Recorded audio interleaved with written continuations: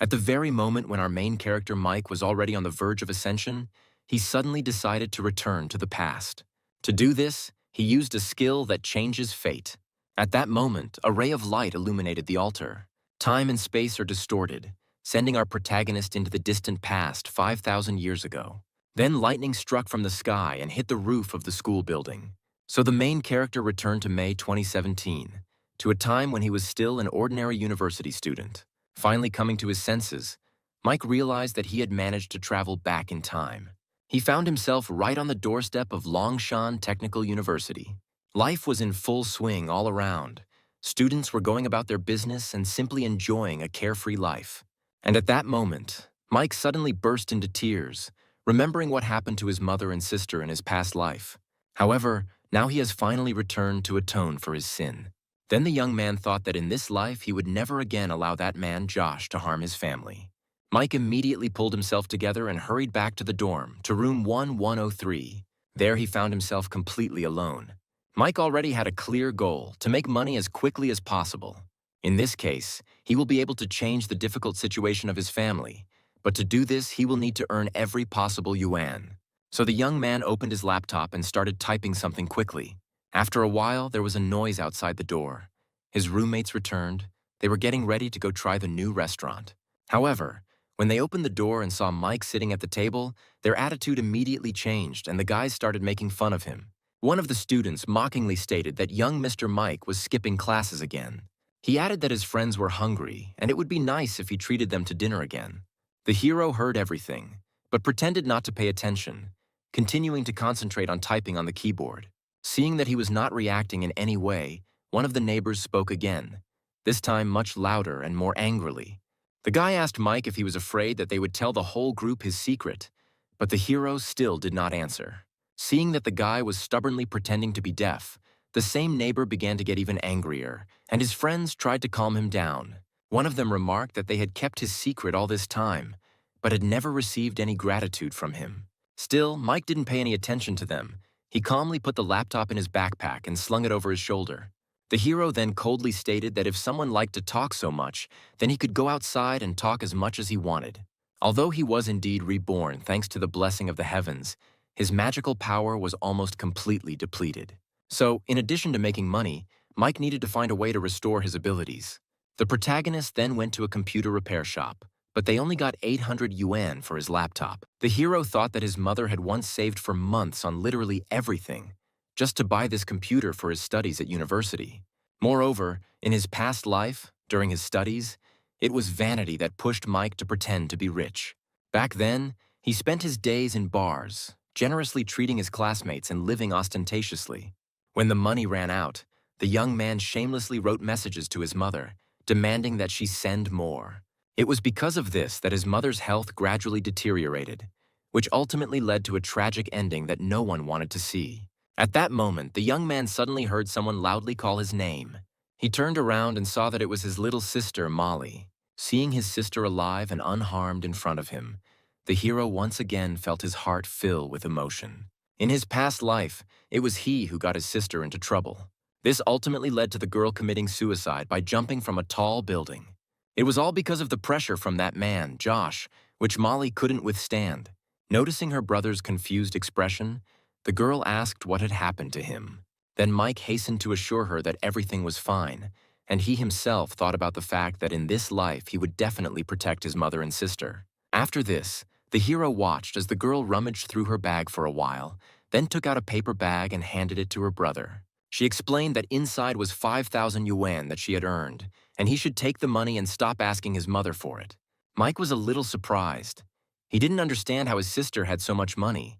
However, Molly quickly thrust the package into his hands and began to angrily scold her brother because she knew perfectly well that he was pretending. She had already heard that he had threatened to quit his mother's studies if she did not give him money, and that he had also spent his days drinking with questionable friends. So the girl said that he should take the money and become a better person. However, the hero told his sister to keep the money for her studies, but as soon as the conversation turned to school, the girl's face became even gloomier. After much hesitation, she finally dared to tell the truth. It turned out that she had already dropped out of school. The family found themselves deeply in debt, and creditors began coming to their home demanding repayment. Her mother couldn't earn enough on her own, so Molly decided to leave school to work and help her. Hearing this, the young man felt as if a knife had been pierced into his heart. Then the hero quickly approached and hugged his sister tightly from behind. His sudden action greatly surprised the girl, and she asked in confusion what he was doing. Then Mike admitted that he was sorry and asked only for a little time. He added that she should trust him because he would definitely make their family's life better. Molly had become accustomed to his empty promises, but for some reason this time she felt something had changed. After breaking up with his sister, Mike went to a traditional Chinese medicine shop. There, using the money he had recently received from selling his computer, he purchased several medicinal herbs. The hero then headed to the forest located on the outskirts of the city. These herbs, as it turned out, were necessary for him to prepare a special elixir. Since spiritual energy on Earth was scarce, such elixirs became a necessary means for rapid development and cultivation. After some time, the herbs in the cauldron began to gradually merge with each other and then turned into a transparent liquid. Thus, the protagonist was convinced that the process was successful. After this, the young man drank the resulting medicine. Then Mike sat down to meditate and began to regulate his breathing. The path of immortal cultivation was divided into 5 levels. Even reaching just the first level of the chi refining realm would already allow Mike to possess strength that far exceeds that of a human. After about an hour of intense practice, the protagonist successfully broke through to the first level of the chi refining realm. Then he decided to test his new strength. He struck a tree with his fist, and then the powerful blow passed through the thick trunk without difficulty. Having seen the result, the hero was very pleased. Such strength was enough to deal with the masters of Chinese martial arts. But now the hero was faced with another, no less important question: how to make money as quickly as possible. And then an idea immediately popped into Mike's head. The place where the hero went turned out to be an internet cafe, but he came there to take advantage of the legendary retail chain. The site was known as a black market, where people could trade anything from information to posting all sorts of tasks. As soon as Mike opened the site, he immediately noticed a task posted on the main page by an anonymous user. Its content stated that it was necessary to kill the daughter of Axel, a rich man from Longshan, for a reward of 10 million.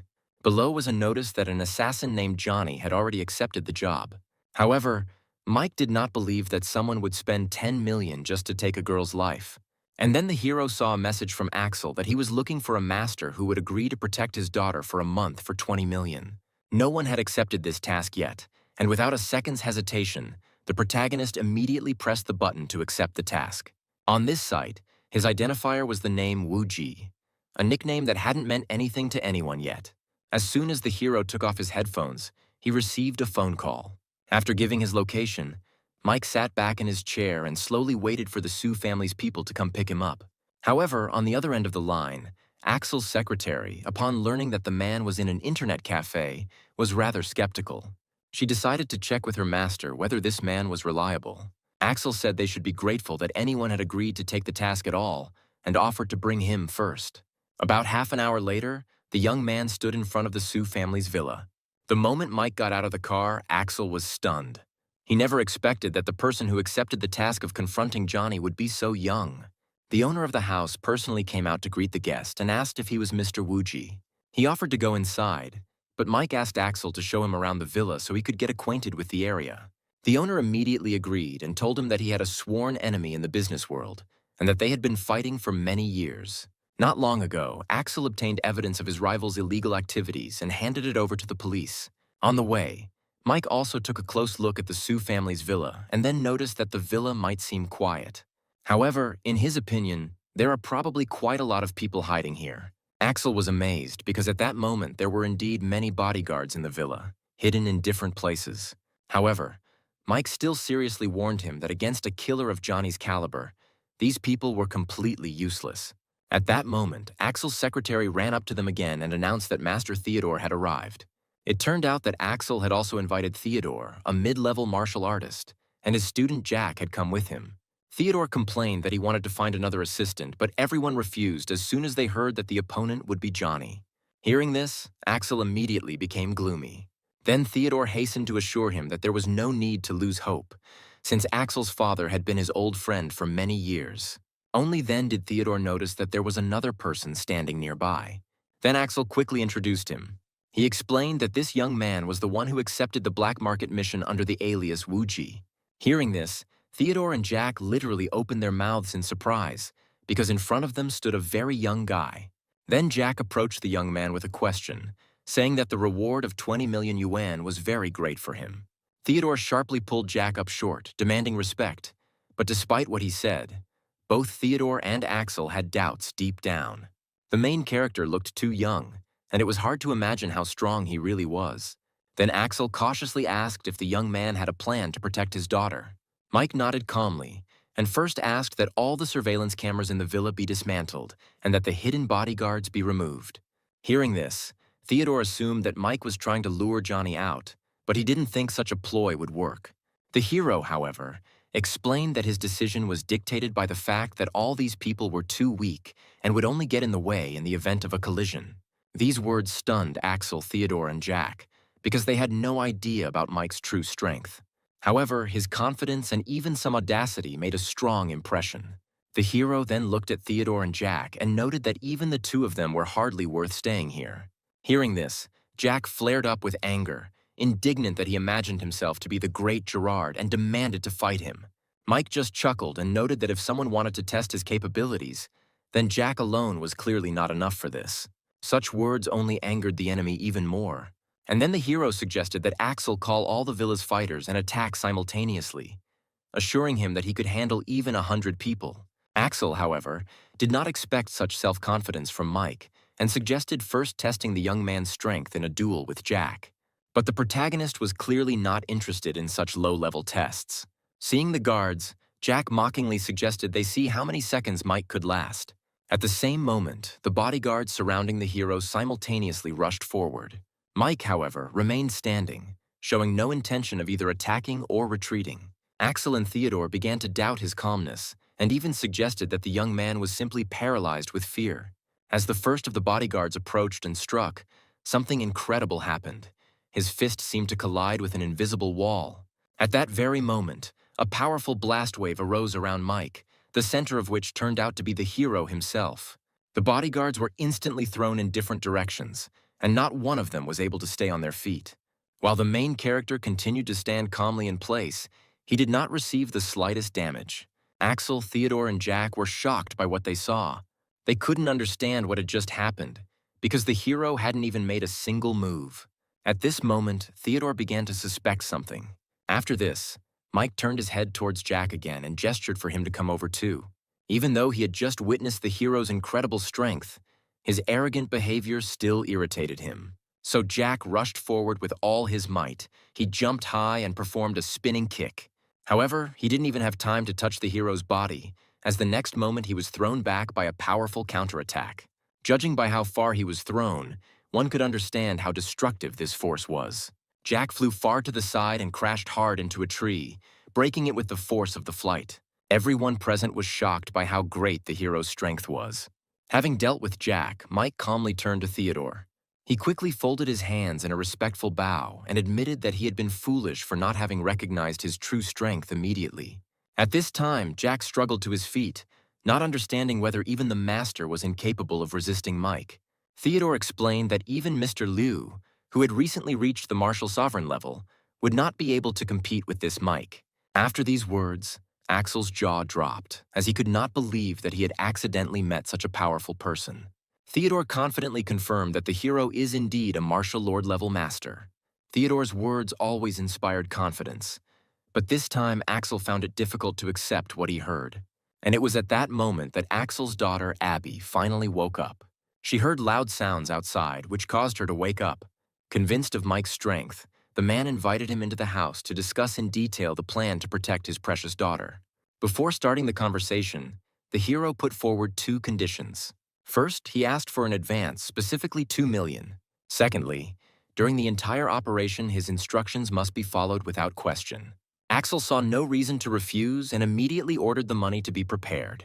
After this, Mike added that having received the advance, the next day he would need to leave for 24 hours to take care of a personal matter. This news visibly alarmed Axel because Johnny was famous for his speed and, most likely, could attack his daughter today or tomorrow. Then the main character offered to take the girl out of the house with him. Axel found himself in a difficult situation because he was sure that there was no place safer than the Sue family villa. While the man was thinking, he suddenly heard his name being called, and looking up, he saw Abby on the stairs, dressed in a nightgown. Seeing his daughter in this state, Axel immediately demanded that she come back and change. However, the girl objected that she had been living like in prison for several days, and therefore did not see anything strange in the fact that she went out in her pajamas. Theodore hastened to intervene and tried to smooth things over, noticing that the girl had been locked up for too long and was therefore irritated. Abby looked around at the people present and quickly noticed that Mike's face was the only one she didn't recognize. Axel immediately warned his daughter that in front of her was Mr. Wuji, their honored guest, invited especially for her protection. Hearing that Mike had been invited to defend her, Abby merely looked at the young man with disdain. At this point, the hero introduced himself to the girl, after which he explained that he did not intend to restrict her freedom or keep her locked up at home. Upon hearing these words, the girl immediately asked whether this meant that she would actually be allowed to leave the house. Then the hero glanced briefly at Axel. The man, although filled with anxiety, still understood that he had no other choice, so he sighed heavily and reluctantly nodded. Having received what she wanted, Abby noticeably perked up because she had been terribly tired of sitting locked up for the last few days. However, the man then strictly added a condition. If she went somewhere with Mike tomorrow, she had to be with him at all times. The girl agreed, but deep down she decided that she would not obey just any bodyguard. The next day, Abby dressed up carefully and got into a luxury car with Mike. At the same time, 20 million yuan were credited to the protagonist's bank account. Abby immediately ordered the driver, Uncle Juan, to go straight to the mall since she hadn't been shopping for a long time. However, the hero sitting next to him instead told the driver to head to Longshan University. Hearing this, the girl instantly flared up with anger and sharply demanded that the driver explain whose orders he was going to carry out. The day before, Axel had specifically warned all the staff at the house that for a month everyone was required to obey Mike's orders. Realizing that the driver was ignoring her, Abby became completely angry, demanding that the car be stopped immediately and that she be let out. Uncle Juan looked helplessly at Mike through the rearview mirror. To his surprise, the hero allowed him to stop. The car immediately stopped. The girl triumphantly opened the door and got out, demonstratively declaring that she was leaving.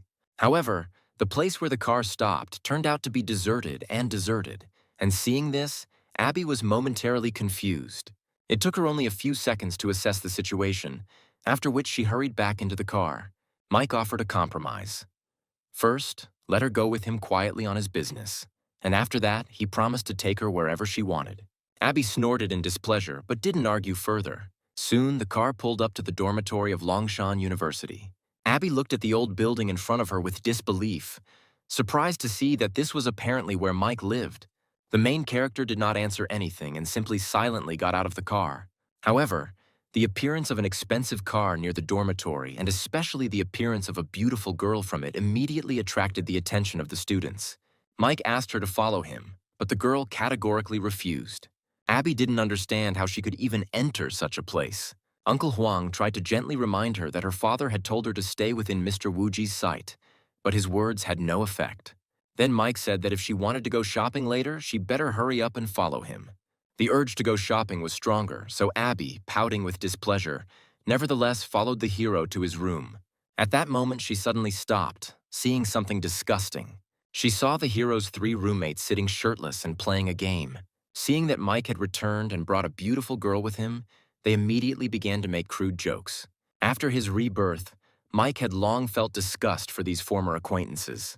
Now, seeing them openly harassing Abby right in front of him, the hero instantly became angry. He stepped forward, shielding the girl with his body, and sharply demanded that she stay away from her. However, the 3 guys just grinned mockingly, deciding that this was just a harmless joke between friends. Then Mike remarked that if they enjoyed picking on girls so much, he would show them some real fun. After these words, the hero quietly used a small part of his magic to scare them. Under the spell's influence, the 3 students suddenly saw countless skeletons around them. They surrounded the villains on all sides and emitted terrible screams. The scene was so horrifying that all 3 instantly fell to their knees. The boys trembled and begged for mercy. Abby watched in amazement and wondered what had happened to them. Then Mike explained that it was just an illusion. Then the hero asked the girl to wait a little while he collected a few things. After some time, they were sitting in the car again. Abby still couldn't forget the strange reaction of his neighbors and wondered what kind of magic he used. Mike jokingly said that she had already seen his strength and therefore she should not continue to contradict him. The girl instinctively cowered, covering her face with her hands. However, the next moment the hero calmly sat down and indifferently noted that it was just a joke. Realizing she had been played again, Abby became furious and was ready to attack him right there in the car. At that moment, Uncle Juan, who was driving, turned around and asked where they should go next. Then Mike called his sister to find out where she was. The girl replied that she was currently at work and gave her address. After this, the car headed to Lunta Street, building 107. Only when he arrived there did Mike realize it was a restaurant, but all the waitresses were young girls dressed as maids. Abby, not knowing that Mike's sister worked there, decided that the young man simply had rather strange tastes. Meanwhile, they went inside the restaurant, chose a free table, and ordered several dishes. Mike then asked the waitress if there was a girl named Molly working there. She immediately nodded and explained that the girl was currently in the kitchen and would soon come out with the order. After some time, the hero actually saw his sister, who came out of the kitchen with a plate in her hands. However, the heavy makeup and the maid's uniform she wore looked extremely unpleasant to him, and Mike immediately rose from his seat. However, at that very moment, he noticed how some man brazenly slapped the girl on the buttocks and loudly called her. He stated that Molly had already made him wait too long. Seeing this, the hero immediately frowned. That man turned out to be Sam, the 23-year-old sole heir of Sun Properties Group. Molly tried to politely decline to serve him, citing her busy schedule. However, the young master was not going to let her go so easily. Then Sam suddenly pulled out a ring box from his pocket and publicly asked Molly to be his girlfriend. This gesture immediately attracted the attention of the other visitors, who began to gather around, wanting to see what was happening. Even Abby, who was sitting at a distance, immediately recognized the young man by his last name, Song. Sam began to talk about what he knew about her poor family and promised that if she became his girlfriend, she would not need for anything. However, Molly refused and calmly returned to work, an answer Sam clearly did not expect. Being rejected by the poor girl in front of everyone, he felt humiliated and immediately became furious. Then he grabbed a glass of water from the table, poured it down his trousers, and then loudly called out to the restaurant owner. The owner, having learned that young Master Song had problems, hurried over. Sam claimed that Molly had allegedly spilled water on him and now had to clean it up herself. Hearing this, the restaurant owner, without any investigation, immediately accused the girl and even tried to hit her. But just as his hand was raised to slap, it was intercepted by another person, and that person turned out to be Mike. The next second, Mike threw the man back, and with a loud crack, the restaurant owner's body fell onto the table, which immediately shattered. The restaurant staff and patrons watched the scene with wide eyes. Molly was also shocked, because she did not expect to see her brother here at all. Abby, in turn, saw Mike's strength in action for the first time, and was also involuntarily surprised, because the plump man was thrown aside so easily. Meanwhile, Sam came closer and pointed threateningly at Mike, demanding that he not interfere in other people's affairs. After a short punch from Mike, Sam instantly found himself on the floor. A sharp pain pierced his entire body, as if several ribs had been broken. However, he continued to threaten, reminding that he was the heir to Sun Properties Group. However, at that moment, another voice suddenly rang out, the words sounding so unexpected that Sam's face instantly turned pale. It turned out that Abby had already come closer and openly sided with Mike. Upon seeing the girl from the Sue family, Sam immediately realized that his family company could not compare to their influence. So, before she had time to call her father, the young man hurriedly left the restaurant. Watching his pathetic escape, Abby nudged Mike playfully and remarked that he was now in her debt. At that moment, Molly grabbed her brother's hand and insistently asked him to leave there as quickly as possible. Mike wanted to ask a lot of questions, but first of all, he wanted to know why she was working in such a place at all. The girl briefly replied that they pay well here, and then the hero realized that because of his past irresponsibility, his sister had to endure such humiliation. Molly then quietly reminded him that she still hadn't changed, and only then did the hero realize that she was still wearing her maid's uniform. He immediately turned to Abby and asked if she knew of a clothing store nearby. The girl immediately perked up and confidently declared that he had come to the right place. After that, they went around several stores together. Abby quickly picked out several outfits for Molly. All the items looked very nice, and Abby and Mike immediately appreciated how well they fit Molly. However, upon seeing the prices on the tags, the girl turned pale and hastily said that she could not afford such purchases. Then Abby noted with a smile that her brother was now a rich man and could afford not only a few outfits, but even an entire store. Molly asked in surprise how this was possible. The girl explained that Mike now works as a bodyguard for her family and receives a very high salary. Although Molly still didn't fully understand the situation, she eventually allowed her brother to pay for the clothes. Once the purchases were completed, Mike transferred $200,000 to his sister and asked her to keep part of it for personal expenses and give the rest to her mother. Molly, of course, wanted to know much more, but Mike knew that he couldn't tell her about his transformation. So the hero came up with another story about a meeting with a mysterious master who taught him martial arts. However, Molly was not so naive. The girl said outright that she was not going to believe such fairy tales. For a few seconds, the brother and sister looked at each other in silence. And then Molly suddenly laughed and said that she was not going to pry into the truth. Then the girl added that she would definitely tell their mother about everything. After these words, she was about to leave. Mike followed her and asked her to convey his apologies to his mother, but his sister noted that he should say such words in person. As soon as he got into the car, Abby started teasing him about how such a strong martial artist was afraid of his own little sister. Mike didn't answer, but his slightly flushed cheeks betrayed his embarrassment. As the car pulled away, Abby began to list in detail how many times she had helped him that day. Mike understood the hint perfectly and immediately told Uncle Juan to follow the girl's instructions and take them wherever she wanted. Hearing this, Abby exclaimed happily and ordered to go straight to the shopping center. Her favorite pastime in life was shopping, and now she could enjoy it to the fullest. Since she was in a great mood, the girl went shopping almost until the evening. As a result, Mike, while acting as a bodyguard, simultaneously became a bag carrier. It wasn't until the back seat of the car was completely covered with bags that Abby finally decided she'd had enough for today. However, before Uncle Juan could start the car, Mike suddenly felt something was wrong. However, the hero calmly noted that nothing serious was happening and they should just go back. In fact, his feeling turned out to be correct, because at that moment they were already being watched. The road to the Sue family's villa passed through the suburbs, and everything was quiet on the way there. However, on the way back, the car had to brake sharply, the cause being a tree trunk that was lying right in the middle of the road. Juan got out of the car with concern to inspect the obstacle. Mike followed him. While they were trying to figure out how to remove the tree, suddenly there was a sharp whistle, and Juan saw a bullet flying towards him. However, the protagonist instantly used his power and stopped the flying object right in the air. When it became clear that it was a bullet, Juan's legs gave way and he fell to the ground in horror. For Mike, such attacks looked like just a cheap trick, but since the enemy decided to play such a game, the hero was ready to respond in kind. With that thought in mind, Mike increased the flow of energy and sent the bullet back towards the shooters. Two killers hiding in the forest were instantly struck in the head without even having time to understand what had happened. Meanwhile, Abby, who had been dozing in the car, heard a noise and opened the door to see what was going on. Upon seeing her, Juan immediately became worried and hastened to warn her that it was an ambush and that she needed to return to the car immediately. At first, Abby didn't understand what he was talking about. However, as soon as he finished speaking, she smelled a strange smell, and when she realized it was sleeping gas, it was already too late. Her body instantly weakened and she lost consciousness, and almost simultaneously, Juan also passed out under the influence of the gas. The only person left conscious was Mike.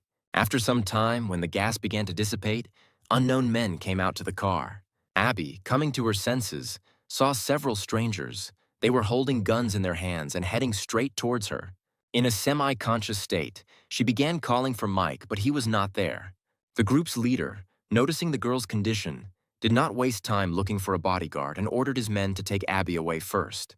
But it was at this moment that the hero calmly asked whose people they were and where they came from. Hearing Mike's voice, the attackers turned around sharply and realized that they had fallen for a diversionary tactic. However, noticing that he was alone, they quickly calmed down. The leader immediately ordered his men to attack him all at once. However, in Mike's eyes, these people were just small enemies, and he calmly plucked a few leaves from a nearby tree. The leaves in his hands instantly turned into blades, and with their help, the hero easily broke through the defenses of his opponents and dealt with them instantly.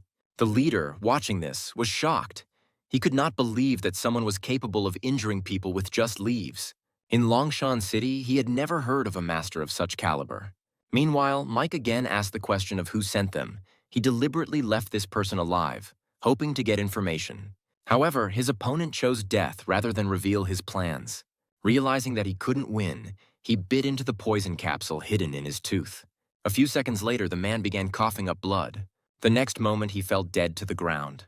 The trail ended there, and Mike felt a slight disappointment. Since the enemy was already dead, all that remained was to return home. The hero used a small portion of his strength to break the tree that was blocking the road. Immediately after that, he returned to the unconscious Abby. He then directed some of his internal energy into her body to counteract the effects of the sleeping gas. At that moment, Abby suddenly opened her eyes. When Abby opened her eyes, the first thing she saw was Mike standing next to her, his hand on her chest. The girl instantly jumped up in surprise. She crossed her arms over her chest and screamed in panic, accusing him of indecent behavior. Then he calmly explained that he was actually saving her, and Abby, looking around, noticed several masked people nearby. The sight made her face turn pale, and when she learned that they were murderers who had come for her fear only increased. Uncle Juan soon came to his senses. Seeing what was happening, he reacted with extreme surprise. Mike then told him to take everyone back to the Sioux family villa first, adding that he had already removed the tree blocking the road. Returning to the mansion, the hero told Axel and Theodore in detail about what had happened. This news greatly alarmed Mr. Sioux. The hero also noted that each of them had a leaf-shaped mark on their wrist. Mike noted that such a group would hardly use such primitive methods. Hearing this, Theodore frowned slightly, as he had a vague feeling that he had seen a similar sign somewhere before. The very fact of the attack made Axel worry about his daughter's safety, so he decided not to allow Abby to leave the house anymore. Mike agreed that extra caution was needed now. Then, as if remembering something important, he asked Axel to help him find some bracelets made of high-quality jade. Although the owner of the house did not quite understand what they were needed for, he immediately instructed his secretary to deal with this issue. Soon she brought a whole box of jade bracelets. At first glance, it was clear that these were high-quality decorations. Mike was very pleased and took the box.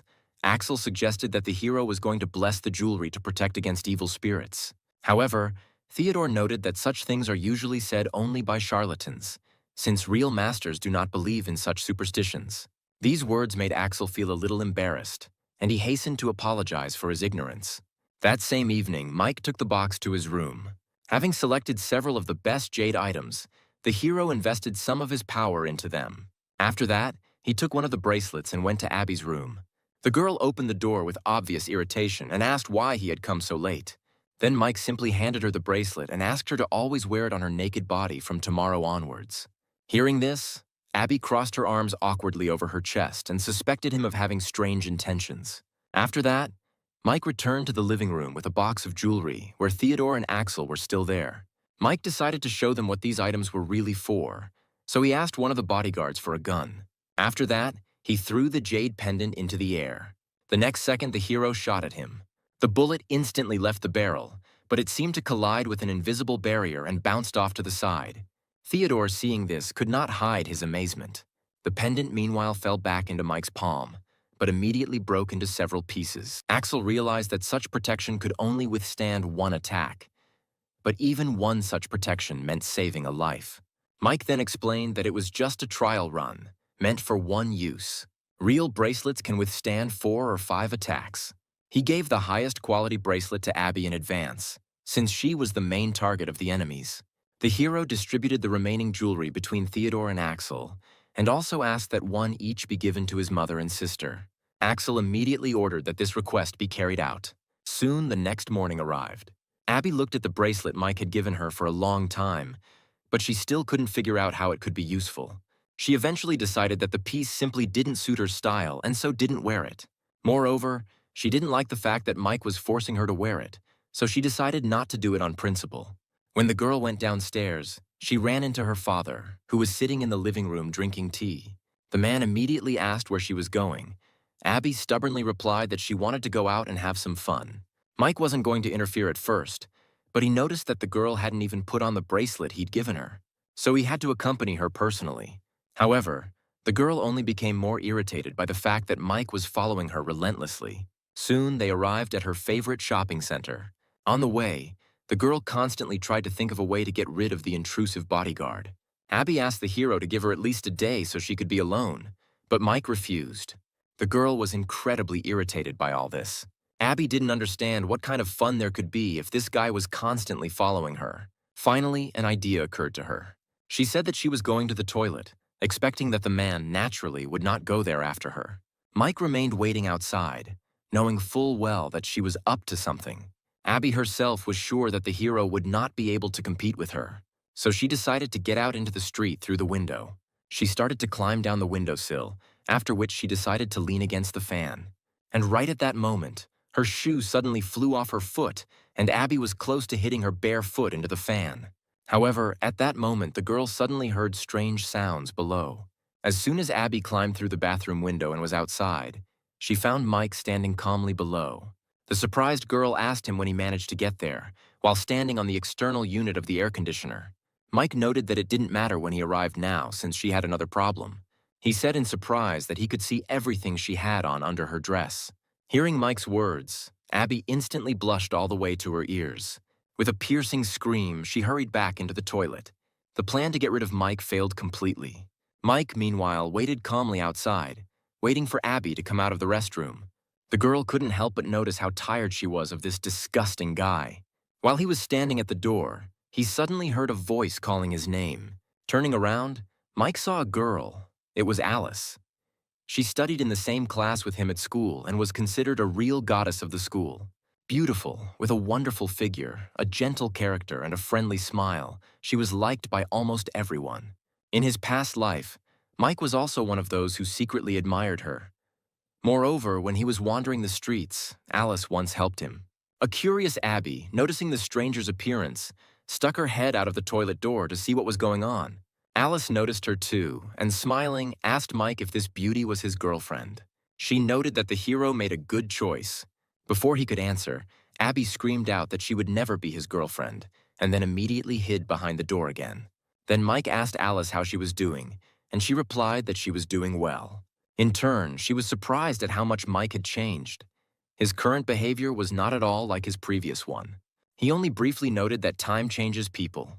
These words made the girl laugh. She teased him, saying that he spoke like an old man. They talked a little more, after which Alice suddenly remembered an important event. In a few days, it would be her birthday. She said she was going to have a party at her house, and since they had met by chance, she invited Mike to come. Then Alice said with a smile that she would not interfere with their date any longer, after which she said goodbye and left. As he watched her go, Mike felt a strange feeling. He didn't think he would meet again the people he considered long lost in the past. At that moment, his phone rang, and when he answered it, he heard Juan's worried voice. He reported that Abby had stolen the car keys and driven away, even though she didn't have a driver's license. But Mike calmly replied that he would deal with it. Meanwhile, Abby herself was already driving down the road. The feeling of freedom delighted her. However, shortly after she left the mall, a police siren sounded behind her. Abby immediately panicked as her run ended too quickly. A police car stopped her car. The officer got out of the car and reported that he had received a report of an unlicensed driver, after which he asked to see his documents. The girl found herself in a difficult situation. She had no rights. The police officer realized that she was not going to provide documents, so he asked her to get out of the car. And it was at that moment that she heard Mike's satisfied voice. He noted that if a person doesn't know how to drive, then they shouldn't get behind the wheel and ruin the reputation of all other female drivers. Abby immediately realized that he was the one who told the police, and she screamed in rage that she would kill him someday. As a result, she had to go to the police station and pay a fine. After this, the girl was incredibly angry at Mike for 3 days in a row. For all 3 days, she sat locked in her room and did not even come out. And at some point, Mike knocked on her door. Abby's face still remained gloomy. Then the main character asked her if she was still angry with him. The girl angrily told him to leave and slammed the door. But the hero continued knocking and said that he needed her help. Only after hearing that Mike was asking for a favor did the girl reluctantly open the door and ask what was the matter.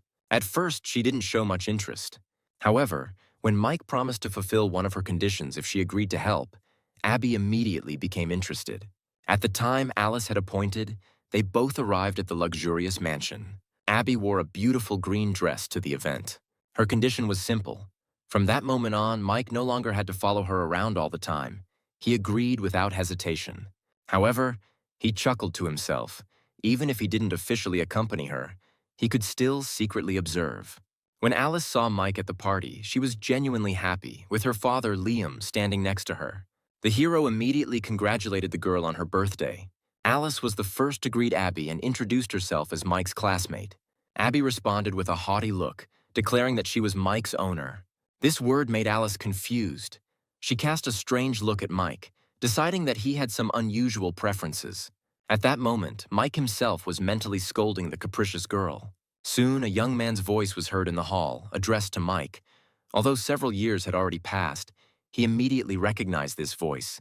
It was Robert.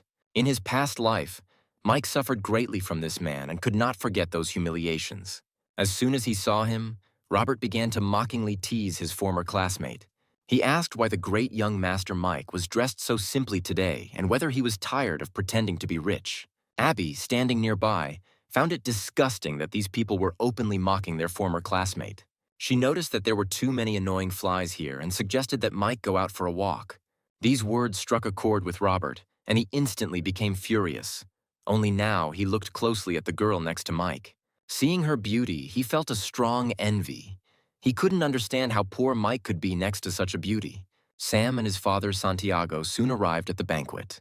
As soon as he appeared in the hall, Sam immediately went to Alice, congratulating her on her birthday.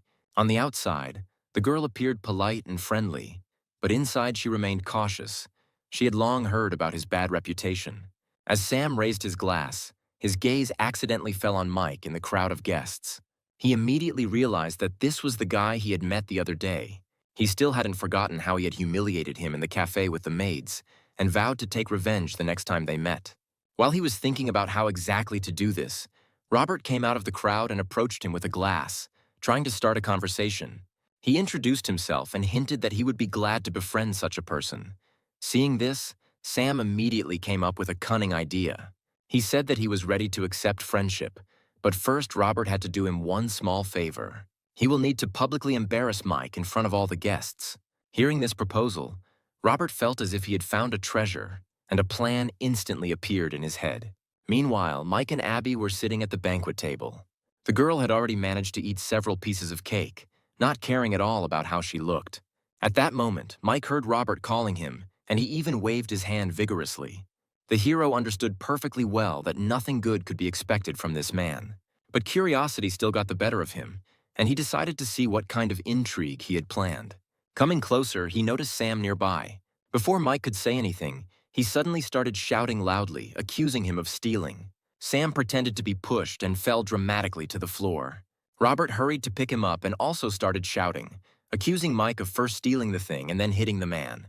Mike was simply surprised, not expecting that adults were capable of coming up with such a primitive setup. Abby immediately looked up from her food and wondered why there was so much noise around her. Robert started screaming loudly and attracting the attention of everyone around. A crowd of guests quickly gathered at the shouts. This was exactly the effect the two schemers were aiming for. Mike just said with a smile that normal adults wouldn't do something like that. Robert began to accuse Mike even more loudly, claiming that he had had a bad character since his school days and, it seemed, had not changed at all. The noise caught Alice's attention and she quickly pushed through the crowd and stood in front of Mike, trying to protect him. The girl said that there was clearly a misunderstanding here and that Mike was not capable of such a thing. However, Robert immediately objected, saying that she was too naive and did not know the true character of this man. He loudly accused Mike of daring to steal right at Alice's birthday party, despite his official invitation. While everyone's attention was focused on the accusations, Martin quietly approached Mike from behind, a gold watch in his hand. He pretended to have just taken them out of Mike's pocket and immediately announced loudly that they were his, and that they had ended up in Mike's possession. After this, he triumphantly announced that they were looking at a real thief. Mike just chuckled coldly, saying that they were doing a very ugly job. Then, with a slight movement of his hand, he pushed Sam away, and he found himself on the ground again. Seeing this, Santiago immediately rushed forward and began to loudly complain, demanding an explanation. He started asking Sam if he was okay. The father and son were guests of honor at the celebration, so the situation immediately became tense. The man rushed to help Sam up and declared that if Mike did not kneel and ask for forgiveness, he would be immediately sued. Mike continued to provoke the impudent man. Sam joined the conversation. once again calling the hero an impudent thief who even dared to turn up his nose. At this point, Abby, who had been watching what was happening until then, finally couldn't take it anymore and intervened. She noticed with irritation that the regular clock was making too much noise. When Martin saw her, his face instantly turned pale. He never expected to meet the daughter of the Sue family here. Abby pointed out sharply that the watch was still in Sam's hand and threatened that he could easily be accused of slander. She then turned to Mike and complained that he shouldn't waste his time on people like that. The girl was also unhappy that this forced her to interrupt her cake tasting. Her arrogant tone irritated those around her, and one of the elders of the G family coldly asked who she thought she was. Abby calmly replied that it was not surprising if they did not know her, since not everyone was worthy of meeting her.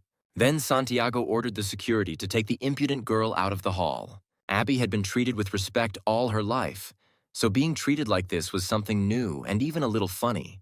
She said with a grin that she had never been forcibly taken away from an event. The G family's guards quickly surrounded her, but the protagonist came to her aid. Mike immediately pulled the girl back and stood in front of her. He was clearly going to see who would dare touch her while he was here. Sam, seeing that the others did not recognize her, pretended that he also did not know anything, and ordered the guards to teach Mike and the girl a lesson. Mike immediately asked the girl to hide somewhere. However, as the guards approached, they suddenly felt a strong current of air around Mike. The atmosphere changed dramatically. Sam was surprised to think that this man might be a martial arts master. As the energy flow intensified, many illusions of Mike appeared in front of the guards. It was impossible to tell which of them was real. While everyone else was trying to comprehend what was happening, the hero immediately rushed into the attack. As a result, the guards were quickly defeated one after another. Everyone present stood frozen in shock, unable to believe that an entire crowd couldn't handle just Mike. Watching this from afar, Abby was delighted and loudly called on Mike to teach a lesson to the old man's impudent son and himself. Santiago tried to maintain a semblance of confidence, claiming to be the chairman of Sunji Corporation. Before the old man could finish speaking, Mike sent Santiago flying with one blow, causing him to lose consciousness. Meanwhile, Sam watched as his father was hit, but he could do nothing. Then the young man simply began shouting threats at Mike, which of course did not make any impression on the hero.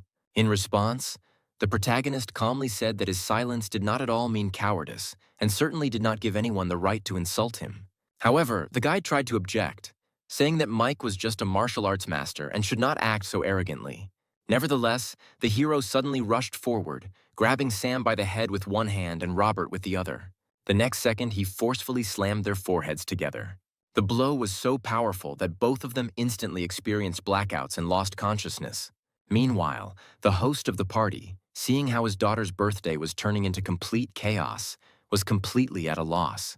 Alice, who was standing nearby, tried several times to explain to him what was happening, but each time the man only brushed her off. It was at this noisy moment that Axel entered the banquet hall with his men. Upon entering the hall, the man immediately walked towards Mike and with obvious respect folded his hands in a welcoming gesture. He apologized for his late arrival and asked what exactly had happened. Seeing Axel's attitude towards Mike, Sam couldn't hide his surprise. Meanwhile, Santiago came to his senses. However, upon opening his eyes, he immediately shuddered, seeing Axel in front of him. His shock became even greater when the other turned to him and asked him, for his own sake, not to escalate the current conflict. Hearing this, Santiago was struck by lightning because the girl he had ordered his men to drive out turned out to be Axel's daughter. Realizing what had happened, the man immediately fell to his knees in front of Mike, begging him to forgive him for his own ignorance. However, the hero had no intention of dealing with such people and ordered him to simply disappear. Now the truth has finally come out. Mike was not a thief at all. On the contrary, it all turned out to be just a scheme to frame him. Moreover, when the guests learned that he was so respected by the Sue family, many girls immediately began to look at him with admiration. Soon they surrounded the hero, trying to get to know him better. Seeing this, Abby truly hated the main character. However, it was at that moment, when Mike found himself in the center of this attention, that he heard Santiago call his name again. Axel said that someone from the Martial Arts Alliance wanted to meet with him. Mike took this opportunity to escape from unwanted female attention. When they walked away, he admitted that this was the first time he had heard of an organization called the Martial Arts Alliance. Theodore explained to him that they were talking about the Chinese Martial Arts Alliance, a structure directly subordinate to the country's top leadership. This time, their visit was connected with the people who attacked Abby a few days ago. After this, Linu led Mike to a separate room. When the man opened the door, there were about 5 people inside. The person sitting on the sofa was Ben, the head of the second branch of the Longshan City Martial Arts Alliance. Next to him was a slightly younger man, and it was obvious that he didn't take Mike seriously at all. However, Ben calmly explained that they had received information that Axel's daughter was being hunted. They also learned that Mike was now responsible for Abby's protection. That's why they decided to come and meet in person. After hearing this, the hero only briefly noted that he understood what was said, after which he immediately headed for the exit. In the eyes of those around him, this behavior looked like a clear disrespect for Ben, so the man standing next to him immediately became furious. However, Ben still told Mike some important news. He said that the people who were chasing Abby belonged to the He Huang gang. In addition, the man warned that this organization possessed great power, so the hero should not fight them alone. After listening to all this, Mike still said that he could handle it and immediately left the room. After he left, the man became indignant again and said that this guy was too arrogant and therefore needed to be taught a lesson. However, Ben only chuckled calmly and noted that a person with such a character would sooner or later find trouble for himself. He also added that Mike would still not be able to become a rival. Meanwhile, the hero returned to the banquet hall to find Alice.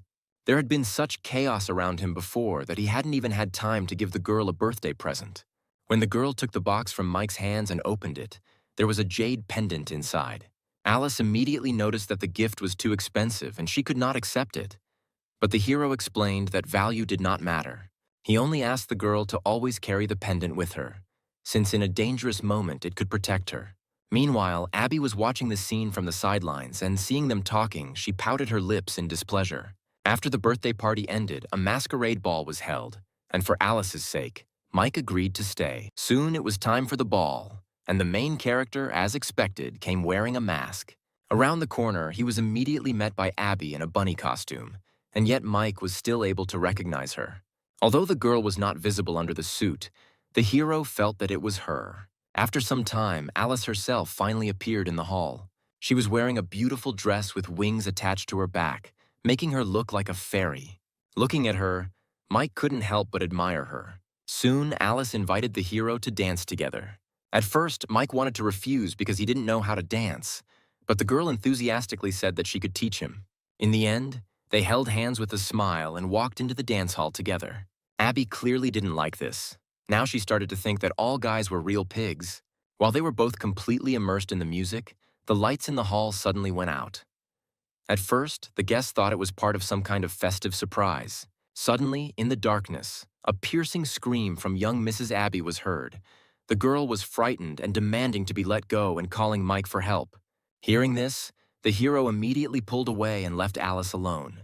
However, as soon as he took a few steps, 2 unknown men approached the girl. They tried to grab her and take her away with them, which made her very scared. But just as the men reached out their hands to her, the jade pendant Mike had given her suddenly burst into a bright light. It seemed as if an invisible barrier had instantly formed around the girl.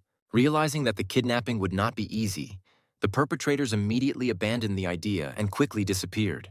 Although they failed to take Alice away, they did manage to capture Abby, and it turned out that the leader of the He Huan gang, Elijah, was behind this.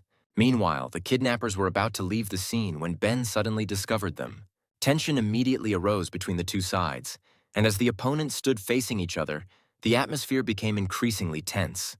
It was at that moment that Mike slowly approached them, and the hero calmly said that he was not at all interested in their old grievances. However, now they have only 2 options. Either they immediately release Abby, or he himself will teach them good manners. However, Ben had a personal feud with Elijah, so he stated that he wanted to deal with him himself and asked the hero not to interfere. In response, Mike said that he would give him exactly 1 minute, after which the young man stepped aside. As soon as the time had passed, Ben gathered energy in his palms and rushed towards Elijah, hoping to be the first to deliver the decisive blow.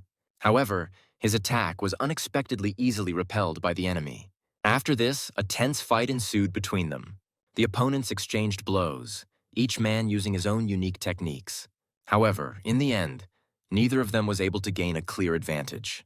The situation only changed when Elijah suddenly pulled a dagger from behind his back. He swung it sharply into Ben's left chest, The head of the department, accustomed to observing the rules of martial arts, did not expect such a vile reception at all. Just as Elijah was about to deliver another blow and finish off his opponent, he was suddenly thrown aside by a powerful kick.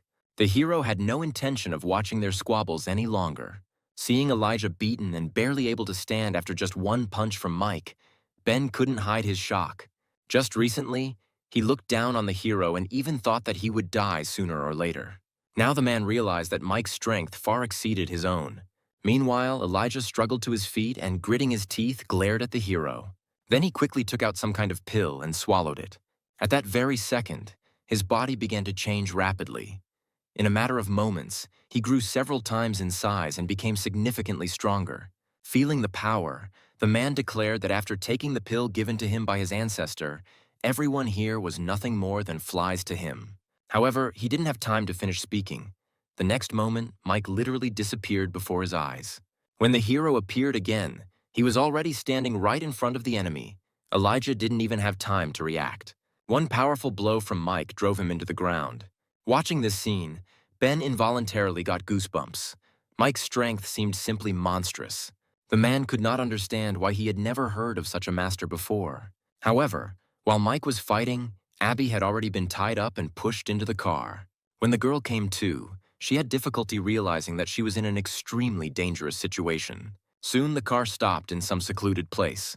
One of the kidnappers looked greedily at the helpless girl next to him and began to say that he could no longer restrain himself. However, another man stopped Old Man Zhu. Hearing this, Abby was in despair and mentally cursed Mike, thinking that she was in trouble again because of him. Suddenly, a strange energy rushed past the car. One of the men asked in surprise what it was. However, his partner only mockingly stated that it seemed that he was completely clouded in the head and could not see any light. Only Abby recognized the green glow. It seemed to her that she had seen it before. And indeed, it was Mike. Using his power, the hero instantly lifted the car into the air and then sharply lowered it back down. The people inside almost lost consciousness from fear. The driver immediately lost his temper. He threw open the car door, pulled out his gun, and decided to deal with the intruder. At this point, the man began shooting, confident that he would quickly deal with the enemy. However, Mike's speed turned out to be much higher than the speed of the bullets, and not a single shot even touched him. Then the bandit decided to threaten differently and reminded the hero that the girl was still in their hands. After that, he opened the car door. The bandit pulled out a half-fainting Abby and held her close, threatening to throw her into the sea if Mike came near. The hero calmly asked if he would really dare to do this, but the man immediately declared that of course he would dare. After these words, the man threw the girl into the sea. Seeing this, Mike immediately went on the attack. With one blow, he brought down a powerful blow on the bandit's neck, causing him to stagger and almost lose consciousness. Then the hero, without hesitation, jumped down after the falling girl. Luckily, he managed to catch her just a moment before she touched the water. Mike pulled Abby close to him. Activating his aura, he began to climb back up the cliff with her. In a semi-conscious state, the girl only felt that this man's embrace was surprisingly warm and reliable. Abby was soon safely returned to the Sue family residence. There, Mike asked Axel if there was any news. He reported that all the attackers, including Elijah, took poison and committed suicide. Unfortunately, all threads of the investigation have been broken again. Sometime later, Abby came to her senses and asked Mike to come over. The hero immediately came to check her condition and asked if she was feeling better. However, the girl clenched her fists, attacked him, and with tears began to accuse him of breaking his promise to protect her. Axel immediately reprimanded his daughter and reminded her that without Mike's help, she could have found herself in a much worse situation. However, contrary to expectations, Mike himself did not make excuses. Instead, he calmly admitted his guilt and gently apologized, promising that next time he would be sure to protect her properly. Hearing this, Abby was momentarily at a loss. She even found it strange that this stubborn man had suddenly become so polite. Then Mike calmly asked her to get off him. The girl instantly blushed with embarrassment, jumped up, and immediately sat down next to him. At that moment, Axel cleared his throat and announced that the old master wanted to see Mike. Soon, Sam and Santiago appeared in the living room. Both men bowed and began to apologize, admitting that they had made a serious mistake. After this, Santiago carefully placed a bank check for $10 million on the table and offered to accept it as a token of apology. Mike warned them that if any of them dared to approach his sister again, he would not be so lenient. Hearing this, Sam immediately began to bow respectfully and assure that they would never dare to do such a thing again. As they left, Mike thought for a moment and came to the conclusion that Johnny seemed to have started to act as well.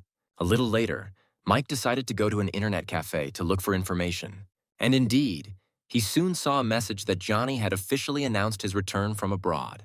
Then Mike immediately bet 10 million on himself and asked the users who they would be willing to bet on. This news quickly reached the Sue family. When Theodore reported it to Axel, he confirmed that it was indeed true. Moreover, it became known that Johnny also responded to the challenge and bet 10 million on himself. Meanwhile, Abby's disgruntled voice could be heard nearby, continuing to complain and demand to be let out for a walk. It was at that moment that Mike's phone suddenly rang, and notifications about new bets began to appear on the screen. There was a message that Axel had bet 20 million on Wuji's victory, and after reading this, Mike couldn't help but laugh. Abby noticed that he was completely ignoring her and immediately became angry that he dared not pay attention to her. Just as she was about to give him another dressing down, Mike quickly pretended to listen attentively. However, he was clearly expecting something and was quietly muttering to himself, asking if that person had already appeared. When they returned to the mansion, Abby again asked him what he was doing and if he was going to go with her. The girl continued to run around the garden and happily told her that she wanted to find the very hero who once saved her. And then Mike suddenly pulled the girl into the house. He felt a murderous aura and understood that Johnny was somewhere nearby. However, Abby continued to chatter non-stop and stated that if that hero were nearby now, he would send Mike flying with one blow.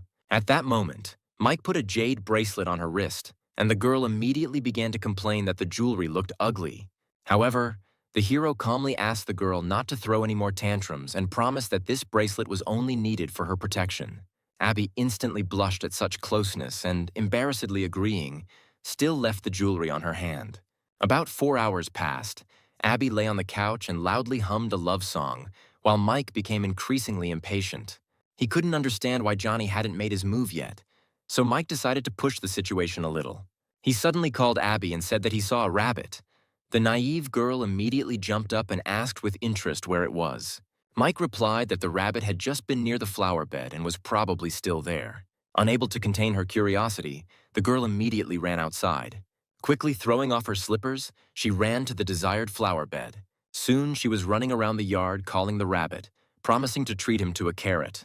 However, Johnny still did not show up. But then suddenly a strange gust of wind blew past. Abby also felt that something was wrong and looked away in surprise. Meanwhile, Mike had already realized that his prey had finally begun to act. He easily repelled the assassin's first attack. When Johnny made a second attempt and rushed forward with a scream, Mike suddenly realized that he was the target of the attack. Johnny used the cold sting technique, delivering a swift, straight strike. However, before he could complete the move, one punch from Mike sent his face flying to the side. The killer rolled on the ground several times and realized with horror that his ambush had completely failed. Mike calmly noted that the attack was not bad, but the enemy was still too weak for him. Realizing that he couldn't win in the usual way, Johnny pulled a grenade out of his pocket and decided to use a smokescreen. After the explosion, everything around was covered in thick smoke, and the killer decided that he could now escape safely. However, to his surprise, Mike continued to follow him literally on his heels, which completely confused Johnny. He couldn't understand how an ordinary martial artist could move at such speed. Moreover, with just a few simple movements, Mike almost managed to capture him alive. Having no other choice, Johnny decided to try his last trick. The moment Mike landed after another jump, the enemy suddenly disappeared. The hero looked at the nearby lake and calmly noted that his opponent was quite fast. About 30 minutes passed. Johnny was almost suffocating at the bottom of the lake, confident that he had managed to escape. He understood that if he had stayed there for a few more minutes, he would have simply suffocated. However, the moment he finally surfaced, he was unexpectedly greeted by Mike's calm voice. The hero noted with a grin that holding his breath for so long was quite a skill, and it seemed like the enemy had really trained a lot. The next day, the entire internet cafe was buzzing with the news. One man, who had bet his entire fortune on Johnny's victory, cried out in despair that it was impossible and that he had lost everything.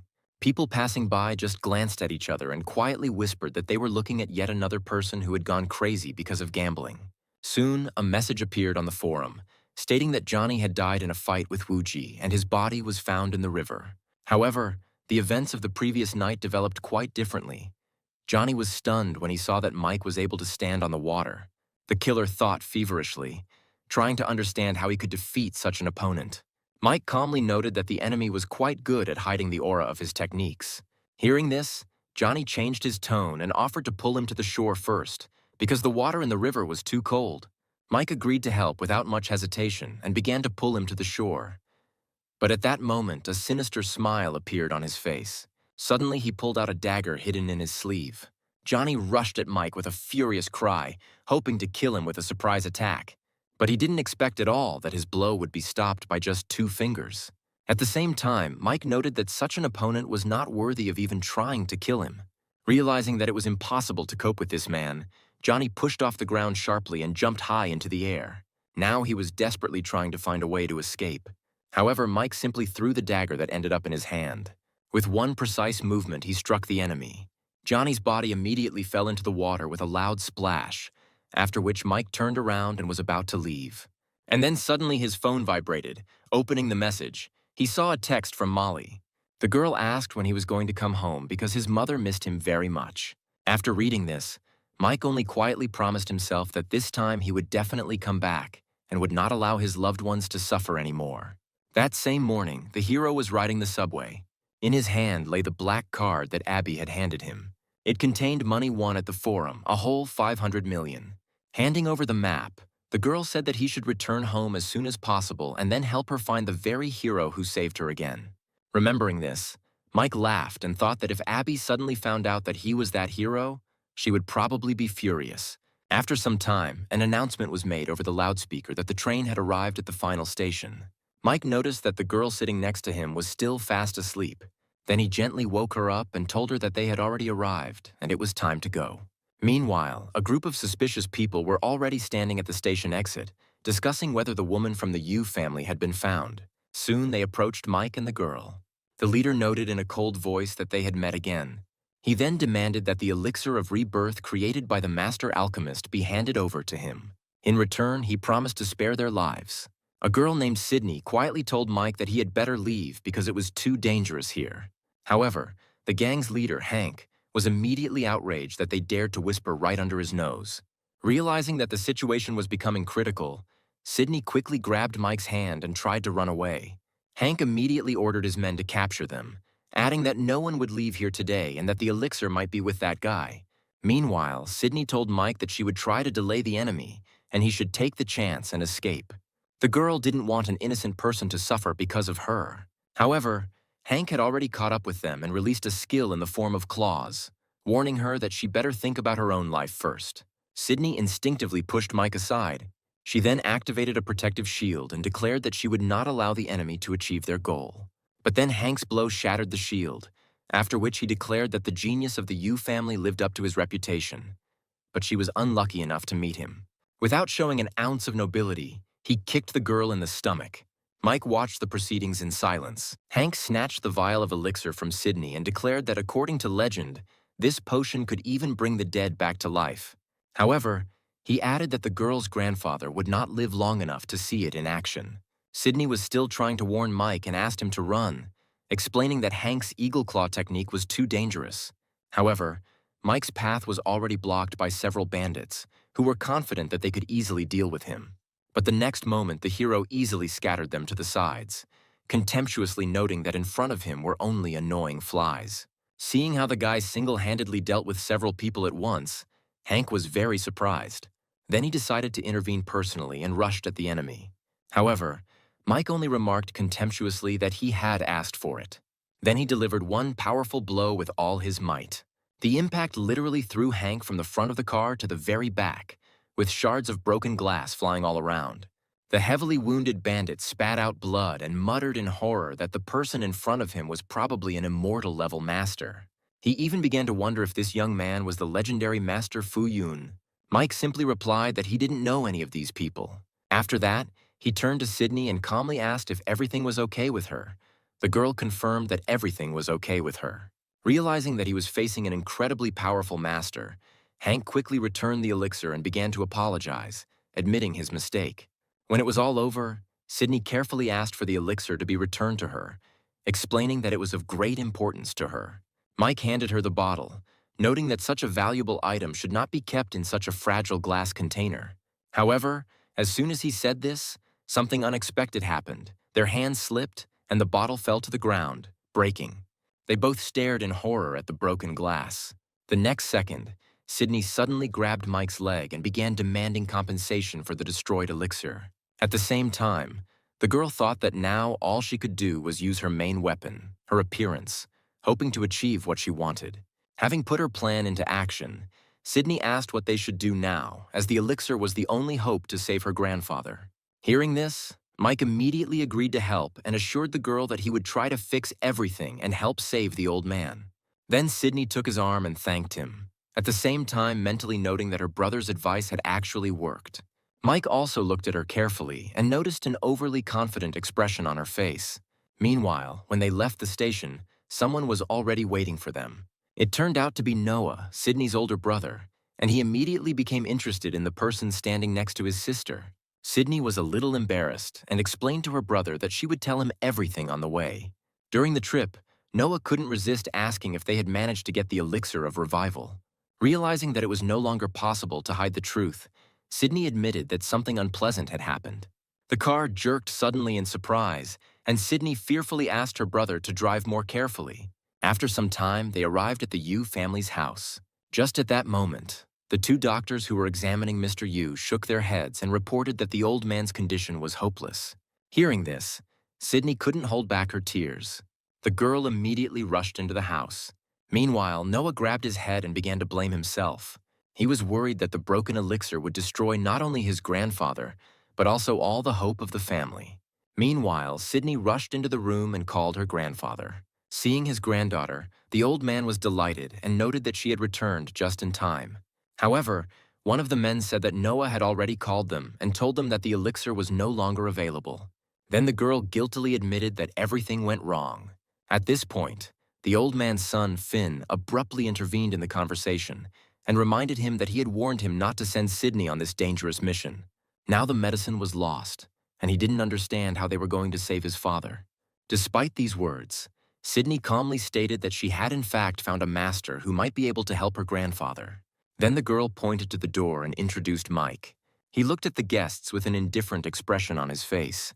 However, seeing the guy in front of him, Finn laughed loudly and declared that she was crazy for bringing some boy from the street. He also asked if she was ready to bear the consequences if something happened to the old man.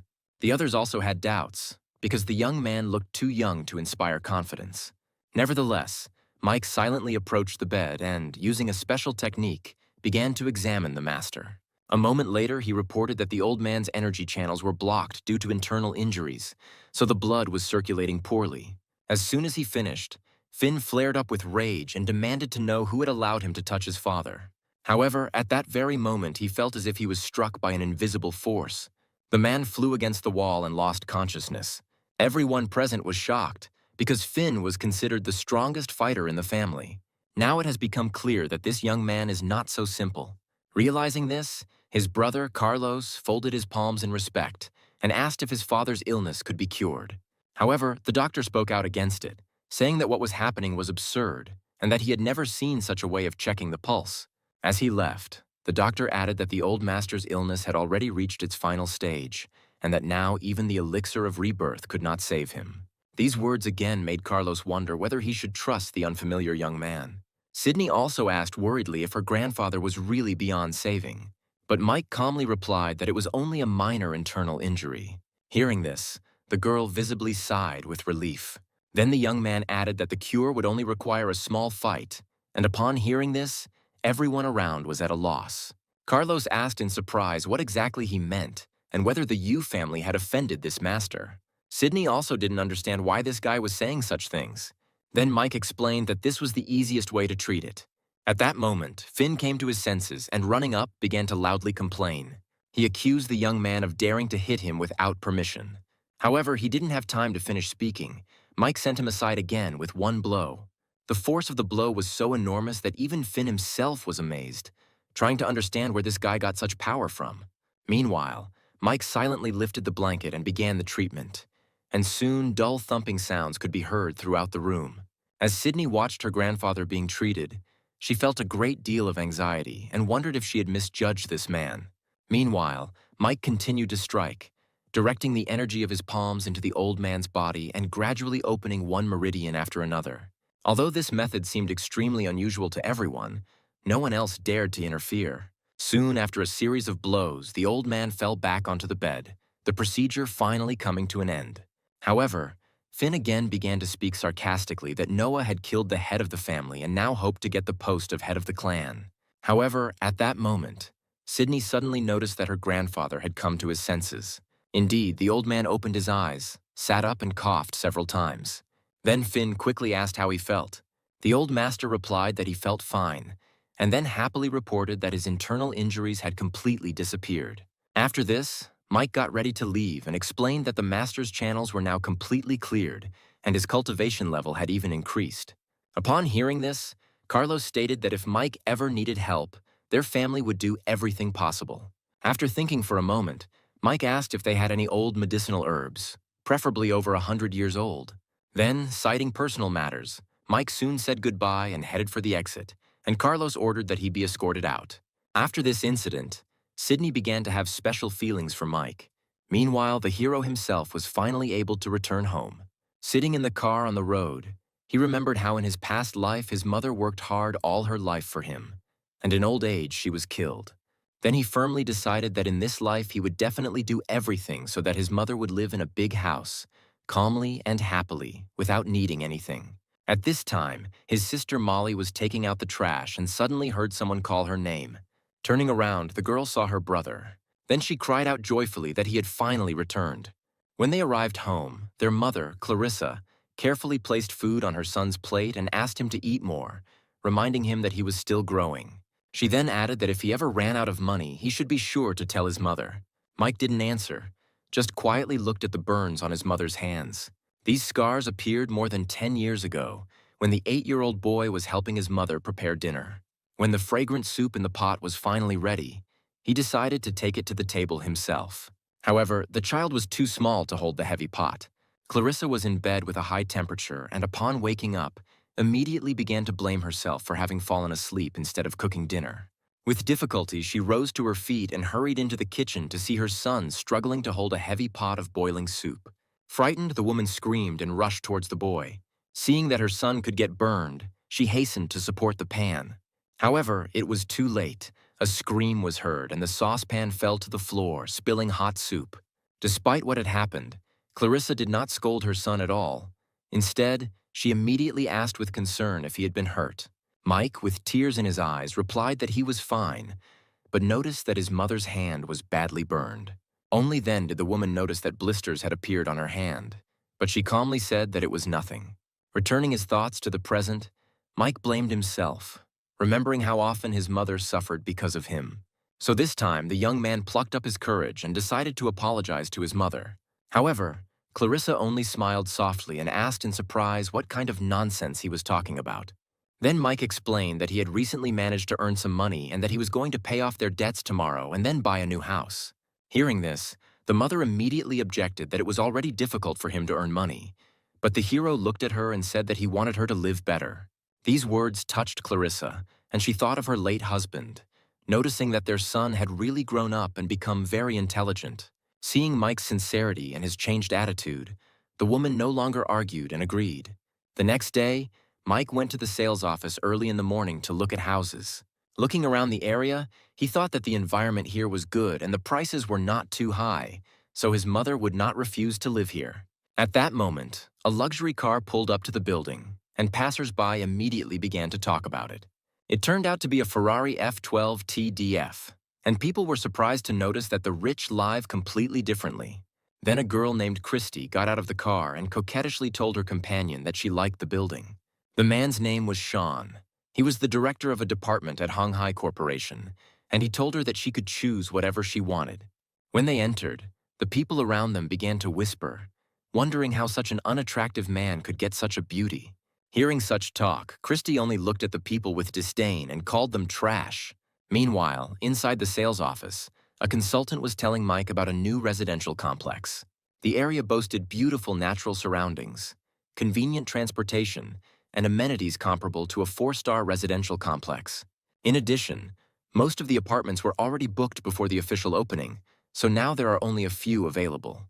After listening to her, Mike immediately clarified that he wanted to buy an apartment with windows facing south, preferably with a view of the Longjiang River. At that moment, Christy noticed a familiar face. She took off her sunglasses and called out to Mike, who didn't recognize her at first and asked who she was. Then the girl reminded him that her name was Christy and that they had studied together in high school, where he had always followed her around. Then she asked him if he was planning to buy an apartment here, since his family, as far as she remembered, had always been very poor. Only after these words did Mike finally remember her. Once upon a time, this girl cunningly lured money out of him, convincing him to give her the family savings for sweets and trips to the cinema. At the same time, behind his back, she told others that this guy does everything she says, like an obedient dog. Now, looking at her, Mike was surprised to notice how much her appearance had changed, as if she had undergone plastic surgery. Meanwhile, Christy told the seller that they would take the apartment. However, Mike was faster. He took out a black bank card and calmly said that he was buying this apartment himself. Therefore, the employee had to explain to the girl that this was the last apartment in the building and that this gentleman had already decided to buy it. She offered to show them other options, which were also very good. Having failed to achieve her goal, Christy began to mock Mike again, declaring that she knew him well and remembered how poor his family was. The girl then added that she and Sean were different from him, because they could contribute half the amount at once. Mike then asked to make the payment by card right in front of them, but when the card was inserted into the terminal, it showed that the transaction was declined. The consultant awkwardly informed me that the card was not going through, possibly due to an incorrect PIN code. Seeing this, Christy became even more proud that he was just trying to impress, because he never had that kind of money. Mike calmly assumed that this could be a banking system error and decided to transfer the money via mobile transfer. A moment later, the transfer of 5 million yuan was successful. The saleswoman immediately announced that the payment had been received and congratulated him on the purchase of his new home. Hearing this, Christy became very angry and wondered in bewilderment when this loser managed to get rich. Then she turned to her boyfriend. The girl began to complain capriciously that she still wanted this particular apartment. Sean, completely captivated by the girl, only calmly replied that he would fulfill any of her wishes. After this, Sean called the sales manager by name and ordered him to come over.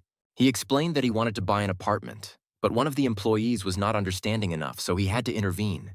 Realizing that he was dealing with an important client, the manager immediately assured him that he would definitely find a solution. Approaching Mike, he tried to resolve everything peacefully and suggested that the young man give up the apartment. In return, he promised to find another option and even give a 20% discount. However, the hero shook his head and refused. After this, the manager abruptly changed his tone and irritably stated that there was no point in letting things get into trouble. He reminded him that the residential complex belonged to the Yu family's company and asked if the boy was willing to insult such an influential family. Just then, Noah walked past with several of his assistants discussing work matters. While discussing the fact that sales of the Flower Garden residential complex on the riverbank were going very well, he suddenly noticed an argument. Taking a closer look, the young man immediately recognized Mike. He also heard the manager threatening him, demanding that he give up the apartment for the sake of the Yu family's interests. Then Noah immediately came up and greeted Mike with a smile, saying that he was very glad to meet him there. Seeing this scene, Sean was stunned and didn't understand why the young master of the Yu family showed such respect to this man. Meanwhile, Mike, having met an acquaintance, calmly asked for help in sorting out the situation. He explained that he wanted to buy an apartment with a river view, but encountered some difficulties. After listening to him, Noah immediately became gloomy and angrily asked who dared to disrespect the benefactor of the Yu family. Then Sean had to come forward and admit his mistake. He apologized to Mike and admitted that he had failed to understand who he was dealing with.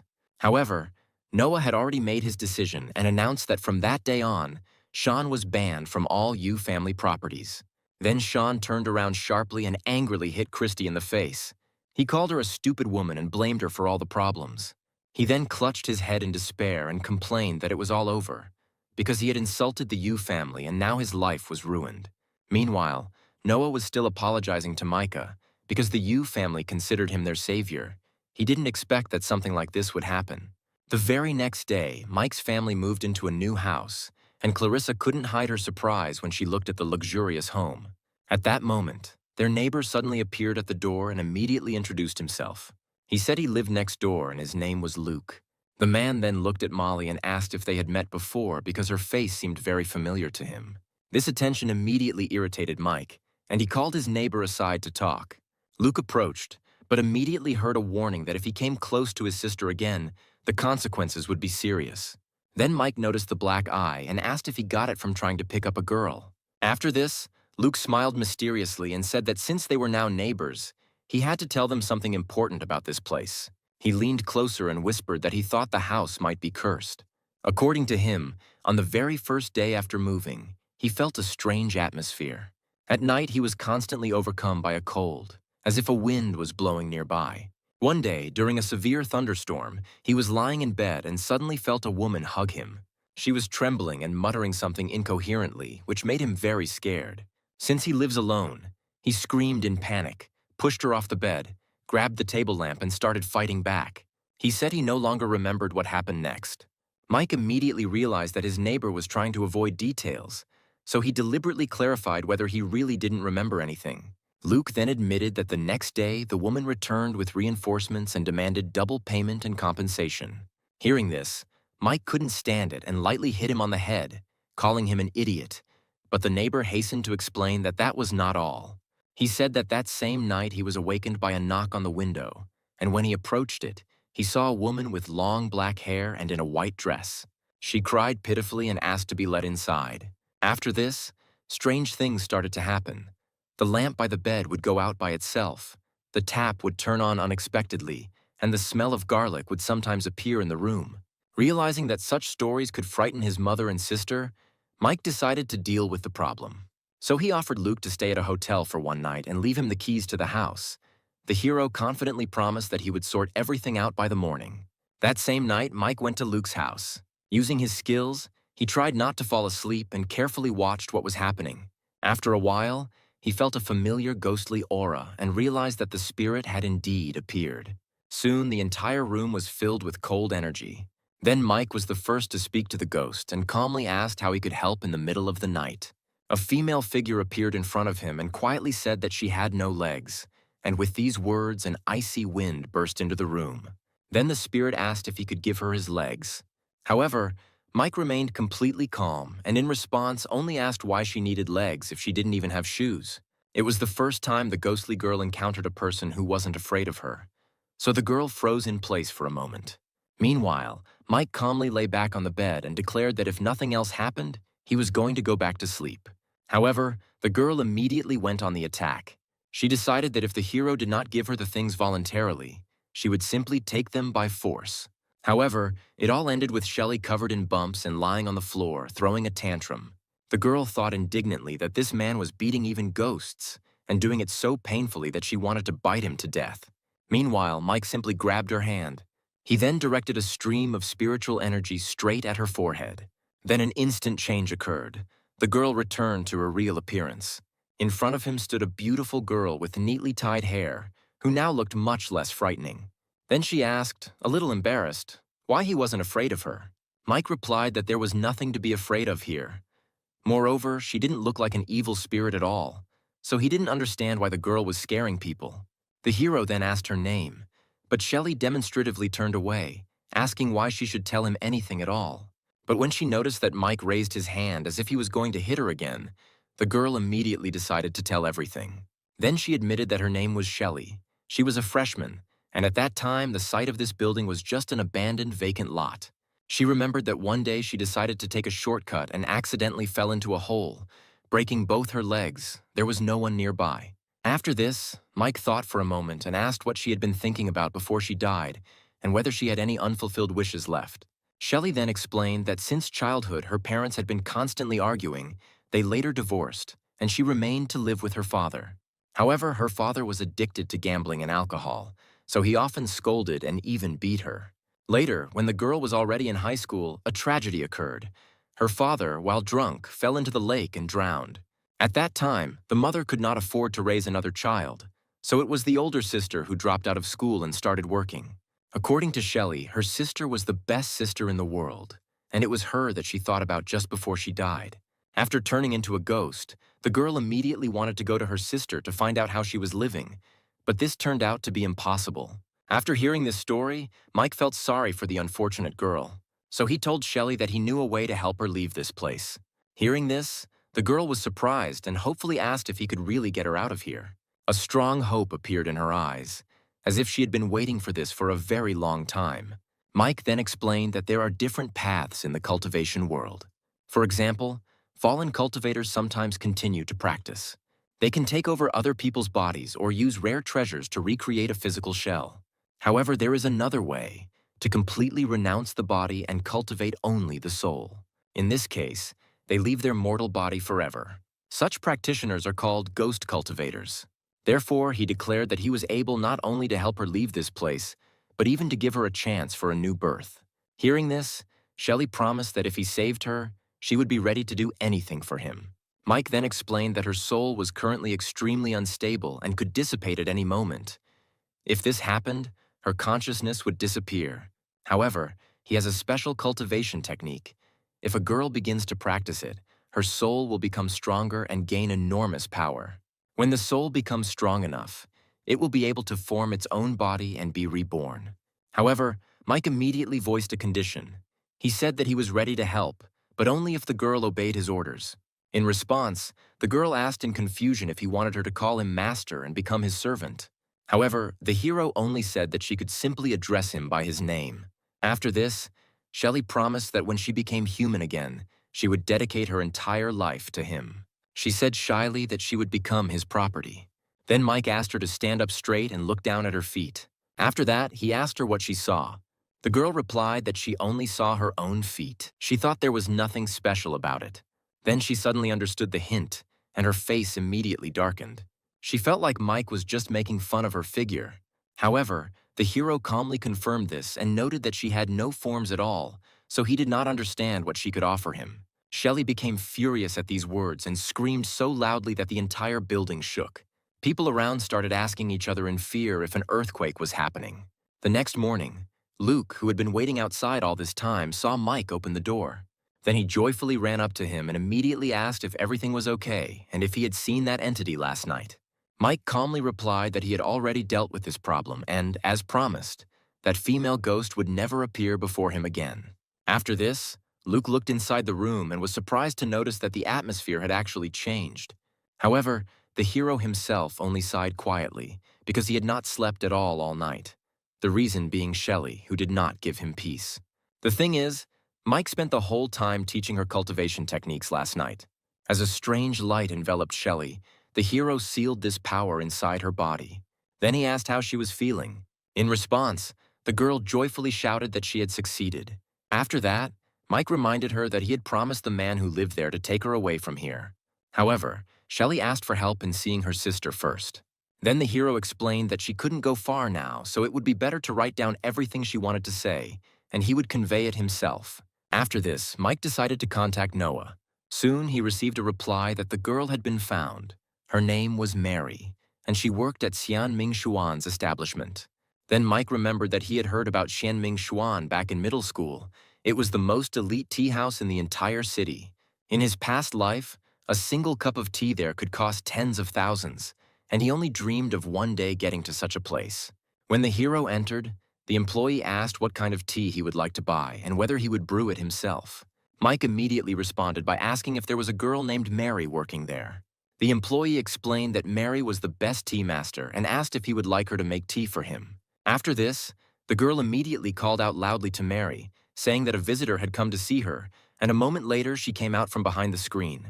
She looked at the stranger curiously and asked who he was, but Mike did not answer directly. Instead, he handed her a note and explained that he had been asked to deliver this message. When the girl read what was written, she was greatly shocked. Mary excitedly asked where he got this note from. Mike had to lie.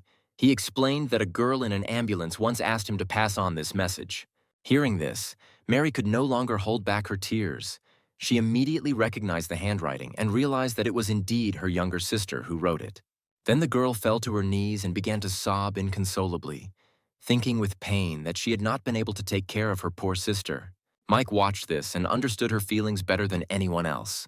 At that moment, the manager of the tea house, Marcus, approached them and immediately hurried Mary, informing her that 2 masters had already arrived. However, the girl apologized and said that she was not feeling well today, so she asked to send someone else. But the manager said that she shouldn't pretend. Even if she felt bad, she would still have to endure it and go up to the guests. However, Mary refused again. She apologized again and explained that she really was not in a condition to make tea right now.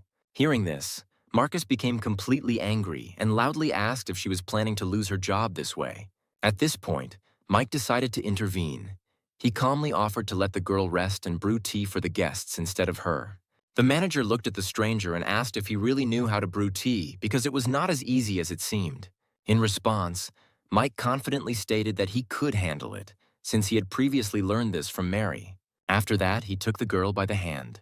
This gesture made her blush slightly. Mike then turned to the manager again and pointed out that in her current state, Mary would not be able to provide proper service to the guests anyway. Marcus was hesitant, not knowing if he could trust this man, but eventually he agreed and told him to follow him.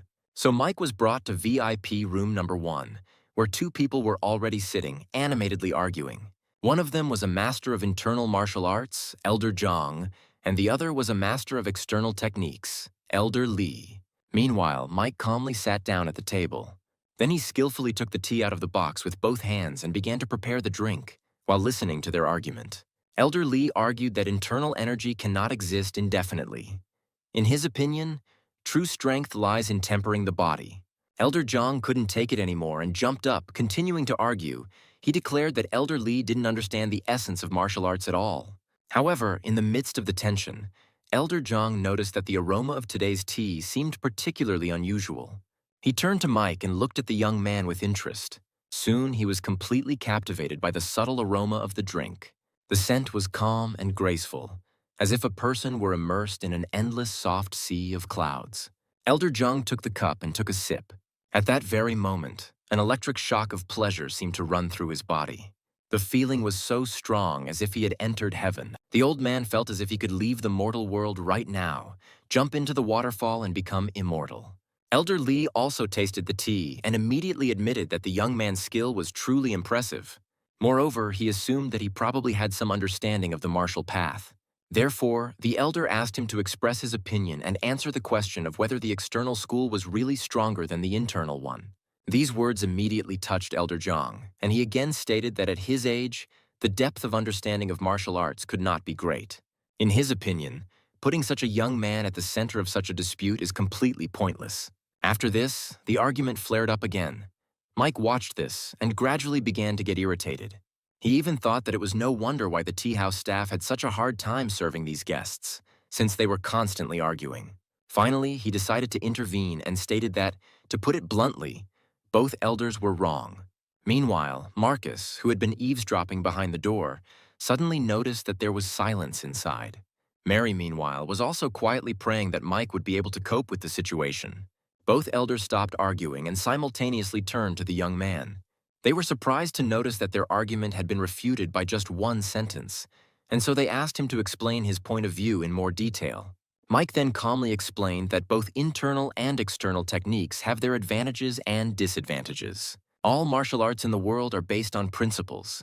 It is like hundreds of rivers that eventually flow into one sea and come to one path. Hearing this, both elders widened their eyes in surprise and immediately asked which path exactly they were talking about. Then Mike showed a little of his power and calmly said that it was about the path of eternity. These words immediately stunned his interlocutors. However, Elder Zhang expressed doubt and incredulously noted that by eternity he probably meant immortality. Mike explained that in martial arts there is no absolute strength. There is always only a stronger level. The elder objected again, saying that young people tend to have unrealistic ideas. In response, Mike noted with a touch of mockery that those who consider themselves strong are often the most conservative. After he directed a stream of his true energy towards the willow branch outside the window, Elder Li asked in surprise what he was going to do. However, Mike didn't answer. He just thought that he would have to demonstrate his strength to make them believe. Mike then calmly used his internal energy and easily plucked a willow leaf from a distance.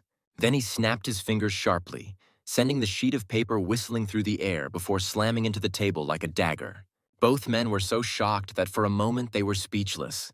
Mike then explained that the willow leaf was an example of inner strength. After that, he took a spoon and sharply thrust it into the table, instantly splitting it in half. Then he calmly added that this was already an example of external force. This completely stunned the two elders, and they immediately exclaimed that only a true martial arts master could do such a thing. Mike just smiled, but chuckled to himself, thinking that these people were clearly underestimating him greatly. Elder Zhang had already realized that the person in front of him was a true master, so he immediately apologized for his earlier rudeness. However, Mike calmly replied that he just wanted to prove to them that it was entirely possible to combine internal and external techniques. After this, Elder Zhang asked the young master's name. Mike politely replied what his name was. The elder then declared that a person of such status had no need to visit his humble tea house. However, Mike calmly explained that he knew one of the tea masters of this house. He was simply replacing her. Elder Zhang immediately understood who he was talking about and assumed he was talking about Mary. At that moment, the old man was already quickly calculating everything in his head. He realized that this connection absolutely had to be preserved. When Mike confirmed his guess, the elder thought that the relationship between Mary and Master Mike seemed to be truly unusual. Meanwhile, Marcus, who had not heard any sounds from the room for a long time, began to become very worried. He thought that such a long silence might mean that something bad had happened, and the two distinguished guests were about to explode with anger. When he saw Mike coming down, he immediately ran up to him. The man excitedly began asking how it all ended. Mike briefly replied that everything had already been settled. He had only argued with them a little and managed to convince them. However, Marcus still didn't believe him. In his heart, he was sure that this guy simply didn't understand who he was dealing with. Soon, Mike calmly said goodbye and said that if nothing else was required, he was leaving. The manager had no choice but to go upstairs himself. As he stood up, he muttered that it was all over and that he would lose his job today. Upon entering the room, he immediately began to apologize to the masters, explaining that the guy was a newbie and did not yet know all the rules. However, Elder Lee stated that if Master Mike heard such words, the consequences could be unpleasant. Marcus still didn't understand which Master Mike was talking about. And then suddenly the cup on the table flew into the air. At that very moment, the tea table itself split in half. Elder Zhang's face changed dramatically, and he even wondered if Master Mike had accidentally overheard what was said. To avoid taking any risks, the old man immediately jumped up and sharply ordered the manager to shut his mouth. Elder Lee also explained that Master Mike was the very young man he had just spoken of. Elder Zhang then declared that every time Master Mike came to the tea house, he must be greeted with respect. Moreover, the old man added that Mary had shown herself to be very good. Therefore, from now on, she will become the manager of this tea house. Meanwhile, in another corner of the tea shop, Mary confessed to Mike that every time she thought about her sister, she became unbearably sad. Then Mike tried to console her and said that Shelley considered the happiest thing in her life to be that she could be her sister. He also suggested that perhaps they might meet again one day. However, the girl replied that there was no point in comforting her. She saw with her own eyes how her sister's body was cremated, so returning from the dead is impossible. Mary wanted to add something, but ended up stopping mid-sentence. When she looked up to continue the conversation, Mike was no longer there. Nevertheless, the girl still quietly finished the sentence, thanking him. Meanwhile, in Mike's room, Shelley was circling curiously around the strange object he had just purchased. She kept asking what it was. Then Mike explained that he had bought a jade vase at the jade market and that it would now become her home. However, Shelley began to persistently question who he really was. She was curious why he had such power and where he learned all these things. However, Mike only asked in an irritated tone why she had so many questions. But the girl continued asking questions and added that she had heard that men often hide various shameful things in their rooms. Hearing this, Mike sighed helplessly, opened the jade bottle, and declared that the conversation was over. However, no matter how much he tried to persuade Shelley, she stubbornly refused to go inside. At that moment, his sister Molly's voice suddenly came from outside, asking if he was home, and they both jumped in surprise. So Shelley had to obey and reluctantly slip inside the jade bottle. Meanwhile, his sister outside the door warned that she had heard some noise. She added that if she found out that he was bringing suspicious women home, she would immediately kick him out of the house. These words made Mike break out in a cold sweat, but he tried to pretend that nothing was happening and asked why she was looking for him. Then the sister explained that a man named Noah was looking for him, and according to him, the herbs that Mike asked to find had finally been delivered. Hearing this, Mike decided to go out to him right away. At the same time, he quietly warned Shelley that she couldn't go outside yet. However, inside the bottle, the girl began to complain, declaring that she did not want to sit there and that this place was terribly uncomfortable. Meanwhile, his sister called him again and asked why he was taking so long. In the end, Mike was forced to simply leave the ghostly girl in the room and go outside. Noah handed him the box and explained that inside was a 100-year-old wild ginseng that the Yu family had helped him find. He then asked to check the product carefully, and Mike examined the root and immediately praised its quality. He noted that this old ginseng could already be considered a half-real, low-level spiritual plant. Noah politely replied that Mike had saved his grandfather, so he was a true benefactor to the Yu family. Mike thanked them for their efforts and said he was willing to buy the ginseng at a high price. However, Noah immediately objected that he was being too polite and that they could not under any circumstances allow him to pay for this. While they were talking, Noah pulled out an invitation and announced that in 3 days his grandfather would be turning 65. He then added that the family would be glad if Mike found time to come to the party, and the hero promised to come. That same evening, Mike released his true energy and began to reflect on how spiritual energy on Earth was extremely scarce. Therefore, in order to speed up cultivation, he needs rare treasures. At that moment, he felt like he was just one step away from a breakthrough. Then Mike, without hesitation, took the 100-year-old ginseng and began eating it raw. It was at that moment that Shelley poked her head out of the jade bottle. Seeing what was happening, the girl was shocked and thought that in front of her was actually ginseng. She couldn't believe Mike was eating it so calmly, like he was eating a regular carrot. However, soon the hero ate the entire root, and his strength increased significantly. An ordinary person would not be able to withstand the power of a 100-year-old ginseng. But Mike reminded himself that he was a cultivator who practiced the highest techniques, so he was able to instantly absorb its power. After some time, he slowly exhaled and calmly said that the breakthrough was complete. Mike then looked at Shelley and asked what she had said earlier. The girl, a little surprised, came closer and touched his forehead. She asked doubtfully if he really hadn't heard her and remarked that eating ginseng was like eating iron. At this point, Mike warned her not to disturb him during his cultivation in the future. However, Shelley hugged him and began to complain that she did not want to sit in a bottle all the time. She also wanted to go outside and walk. But Mike picked up the bottle and sternly ordered her to go back inside, adding that otherwise he would have to use her real name. Hearing this, the ghostly girl immediately became resigned. She reluctantly agreed and obediently returned to the bottle. After that, Mike went out to call his sister. Molly asked in surprise what happened. Then Mike patted her on the head and said that he wanted to tell her some news. He announced that this evening he was going to invite her and her mother to dinner at the most famous restaurant in the city. When the hero said this, the girl's cheeks turned slightly red. Later, the brother and sister arrived at the restaurant. It was the most famous establishment in the whole city. At the same time, the restaurant's security service received a notification that representatives of martial arts schools would be gathering there that day. The staff immediately confirmed receipt of the order via radio.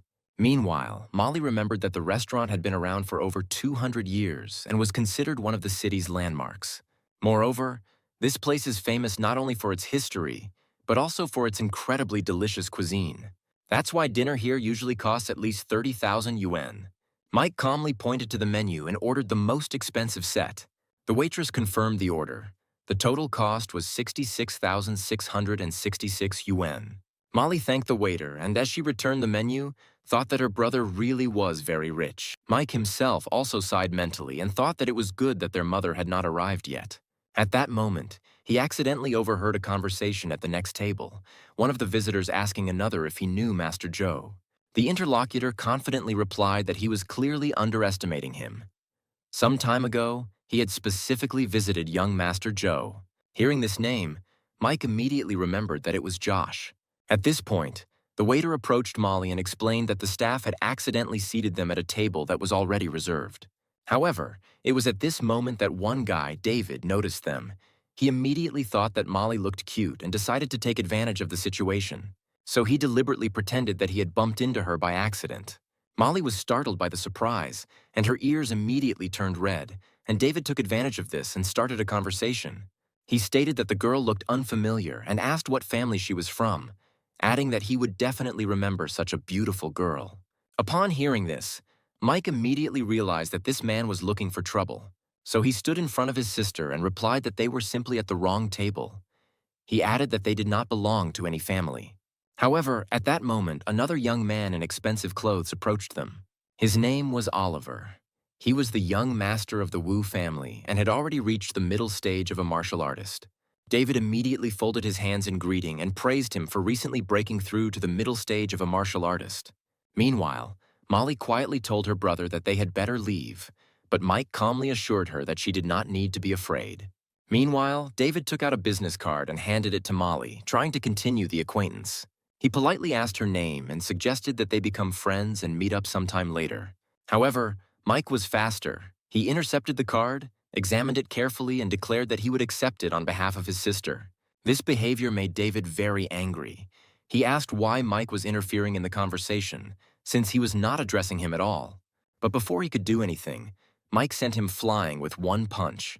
David slammed into the wall, spitting out a clot of blood. Hearing the loud bang, Oliver and the other guy immediately turned around and saw David lying on the floor. After this, Mike calmly explained that since they were so interested in knowing who he was, he could answer. He said that he was the girl's older brother and that his surname was Mu. Molly was completely confused at this moment, because she did not understand when her brother managed to become so strong. Meanwhile, David, having experienced humiliation, began to swear loudly, indignant that Mike dared to hit him. Mike calmly replied that he hit him precisely because he wanted to. After this, another man, Carl, said that Mu's surname was unfamiliar to him and suggested that he simply lived in a hotel. Mike looked at his interlocutor and asked who had told him that he was living in a hotel. Hearing this question, Oliver even briefly wondered if this man was connected to the influential Mu family from the capital. It was at this moment that two girls came out of the elevator, and seeing David in this state, they asked in surprise what had happened. David, experiencing extreme anger and humiliation, shouted that he had never been subjected to such shame in his life. He then grabbed a nearby chair and rushed at Mike, declaring that no matter who he really was, he would still beat him up. However, before he could even get close, Mike sent him flying again with one kick. David's pitiful position now contrasted with his former arrogance. Oliver realized that the situation could get out of control, so he decided to intervene. He stepped forward and suggested that everyone stop the fight. Oliver added that Mike's sister was not a fragile princess at all and that what happened was just a joke. He then suggested a simple solution. The brother and sister should come up and apologize to David, after which the incident would be resolved. But Mike just grinned and replied that he didn't care at all about Oliver's reputation. Hearing this, the two girls were stunned. It was unthinkable to them that someone could talk about the Wu family's young master like that. Meanwhile, Oliver himself mockingly asked if his reputation really meant nothing to Mike. However, Mike's answer remained the same. Then Oliver finally stopped holding back and began to release his true energy and offered to have a duel. He stated that if Mike wins, he will be able to leave peacefully, but if he wins, the hero will destroy his own channels with his own hands. In response, Mike also voiced a condition. He stated that if Oliver could withstand at least one of his blows, then he would admit defeat. Seeing how tense the situation had become, Molly quietly tugged at her brother's sleeve and asked if he could win. Mike confidently replied that he had no rivals in this city and she should just believe in him. The girl immediately began to encourage him and asked him to be careful. Meanwhile, David and Carl loudly supported Oliver from the sidelines, urging him to deal with Mike quickly. Oliver decided to act first. He gathered energy in his palms and contemptuously called Mike trash, then rushed forward. However, just as he was about to reach his destination, the order to stop was suddenly given. At the same time, an unknown person hit him with his fist. Oliver barely managed to stay on his feet, and gritting his teeth, recognized his attacker. It was Sydney. The girl removed her hand and asked who he had just called trash. David was stunned by what was happening and did not understand why Sydney was protecting this unknown young man. Oliver stood up slowly and asked her with a grin why she was here. He reminded her that, as far as he knew, her grandfather was dying, so she should be with him. However, the girl immediately objected sharply and asked who had said such nonsense. According to her, her grandfather was feeling fine. At that moment, Noah emerged from the crowd and added that the elder was not only completely healthy, but would also be celebrating his 65th birthday in 2 days. Oliver became nervous when he saw it, because his father had been involved in the attack that destroyed the medicine. Therefore, he began to suspect that the Yu family was deliberately spreading false rumors. Trying to remain calm, he congratulated Elder Yu on his good luck and asked why they were interfering in his duel. Sydney only stated that she was actually saving him. She reminded him how recently his father had been beaten so brutally that he had fled in panic. Many began to wonder who this young man was if he was capable of standing up to Hank, the famous hawk. Deeply humiliated, Oliver screamed loudly, demanding that these fabrications stop. Noah added that Sydney was exaggerating a bit, but Oliver's father was indeed defeated by young Master Mu. Therefore, he should not act so presumptuously. He also advised him to stop in time. After this, Sydney took a step forward and loudly declared that from now on, anyone who dared to touch Master Mu would become an enemy of the Yu family. Watching the girl, Mike realized that he no longer had to interfere. Oliver thought to himself, his family was in rivalry with the Yu family, but open conflict could destroy the balance between them. And all this was because of some unknown young man. At this moment, Carl and David stated that even if Mike was a guest of the Yu family, he had shown arrogance by challenging all the families. Oliver's head was literally boiling from what was happening. Deep down, he wanted to scream at these two idiots. He just wanted to have a meeting, but they were just creating new problems. Just then, Molly's phone rang. She answered and told her mother that they were at table number 68, after which the girl said that she and her brother would be coming down now. Then she pulled Mike by the hand and suggested that they leave. Molly didn't want to make any unnecessary noise or keep her mother waiting downstairs for too long. Sydney noticed a girl next to Mike and wondered if she was his sister. However, David, still unwilling to give in, again tried to block their path and declared that he would not let them leave. Mike just looked at him irritably and sent him flying again with one punch. After that, he entered the elevator. When the doors closed, Molly admitted to her brother that she now realized how incredible he really was. Seeing the expression on his sister's face, Mike remarked that when she said things like that, she should at least add a little emotion. Molly answered honestly that she didn't know how to do it. She tried to feign emotion and said with a forced expression that she was surprised at how amazing her brother turned out to be. The hero only thought to himself that his sister had absolutely no talent for expressing emotions. Meanwhile, 5 minutes earlier, a young man dressed in elegant clothes approached the reception desk. He greeted her politely and said he was there for Oliver's banquet, after which he asked what floor the event was taking place on. Seeing such an attractive man, the girl behind the counter involuntarily blushed and replied that he needed to go up to the 5th floor. He thanked the girl politely and nodded slightly. After that, he and his partner went to the elevator. The elevator slowly began to ascend to the 5th floor. Peter's companion May asked curiously why the young master was wasting his time in such a small place. Peter replied that the strength of any country lies in its youth. According to him, it is young people who represent the future of the era. When the elevator doors opened, he suddenly came face to face with Mike and his sister. Peter's gaze lingered on Mike for a moment. Suddenly, an interested smile appeared on his lips. Noticing this, May asked what happened. However, Peter only replied that nothing special. Coming out to the crowd, he greeted everyone warmly and said that it was a great honor for him to be present at this meeting. Oliver, seeing an unfamiliar face, politely asked what business he had come for. At the same time, he had already managed to notice the stranger's unusual aura and realized that he clearly did not belong to any of the city's families. He even thought to himself that he had barely gotten rid of one problematic person when a new one immediately appeared. Peter opened his fan again and introduced himself, saying that his surname was Lu and that he came from Jiangnan. Hearing this, Oliver calmed down a little and even thought that this man was much more polite than that strange young Master Mu. So he decided to carefully inquire about his origins and invited the guest to come inside and talk. Meanwhile, several girls couldn't help but sigh in admiration as they looked at Peter. Sydney, watching this, only thought with disdain how stupid it was to lose one's head so easily. Hearing her words, Noah teased her with a smile, reminding her that she herself looked exactly the same when she looked at young Master Mu. Sydney immediately turned away in embarrassment and quietly stated that it was not true and that he was making it all up. Peter explained that he had recently passed through the city and heard that the Wu family master was gathering all the youth of the city's martial families today.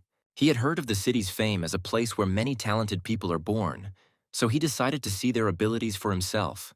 Oliver liked these words very much, and he even thought smugly that this young man really knew how to speak beautifully. Therefore, he invited him to express his opinion about the abilities of those present. However, Peter suddenly said in a contemptuous tone that, in his opinion, everyone present here was trash. This phrase instantly infuriated everyone at the banquet. Meanwhile, Clarissa remarked with displeasure that if she had known how expensive the food they had ordered was, she would not have agreed to go to the restaurant with them. She sternly told them not to spend money so recklessly anymore. Then she started lecturing them again, reminding them that they spent too much time on their phones and that it was bad for their eyes. It was at that moment that someone quickly called out to Mike. It was Noah. Mike immediately asked what happened, and he, breathing heavily, reported that there had been trouble upstairs. Meanwhile, Oliver demanded an explanation from Peter, asking who he was and why he had come here to cause trouble.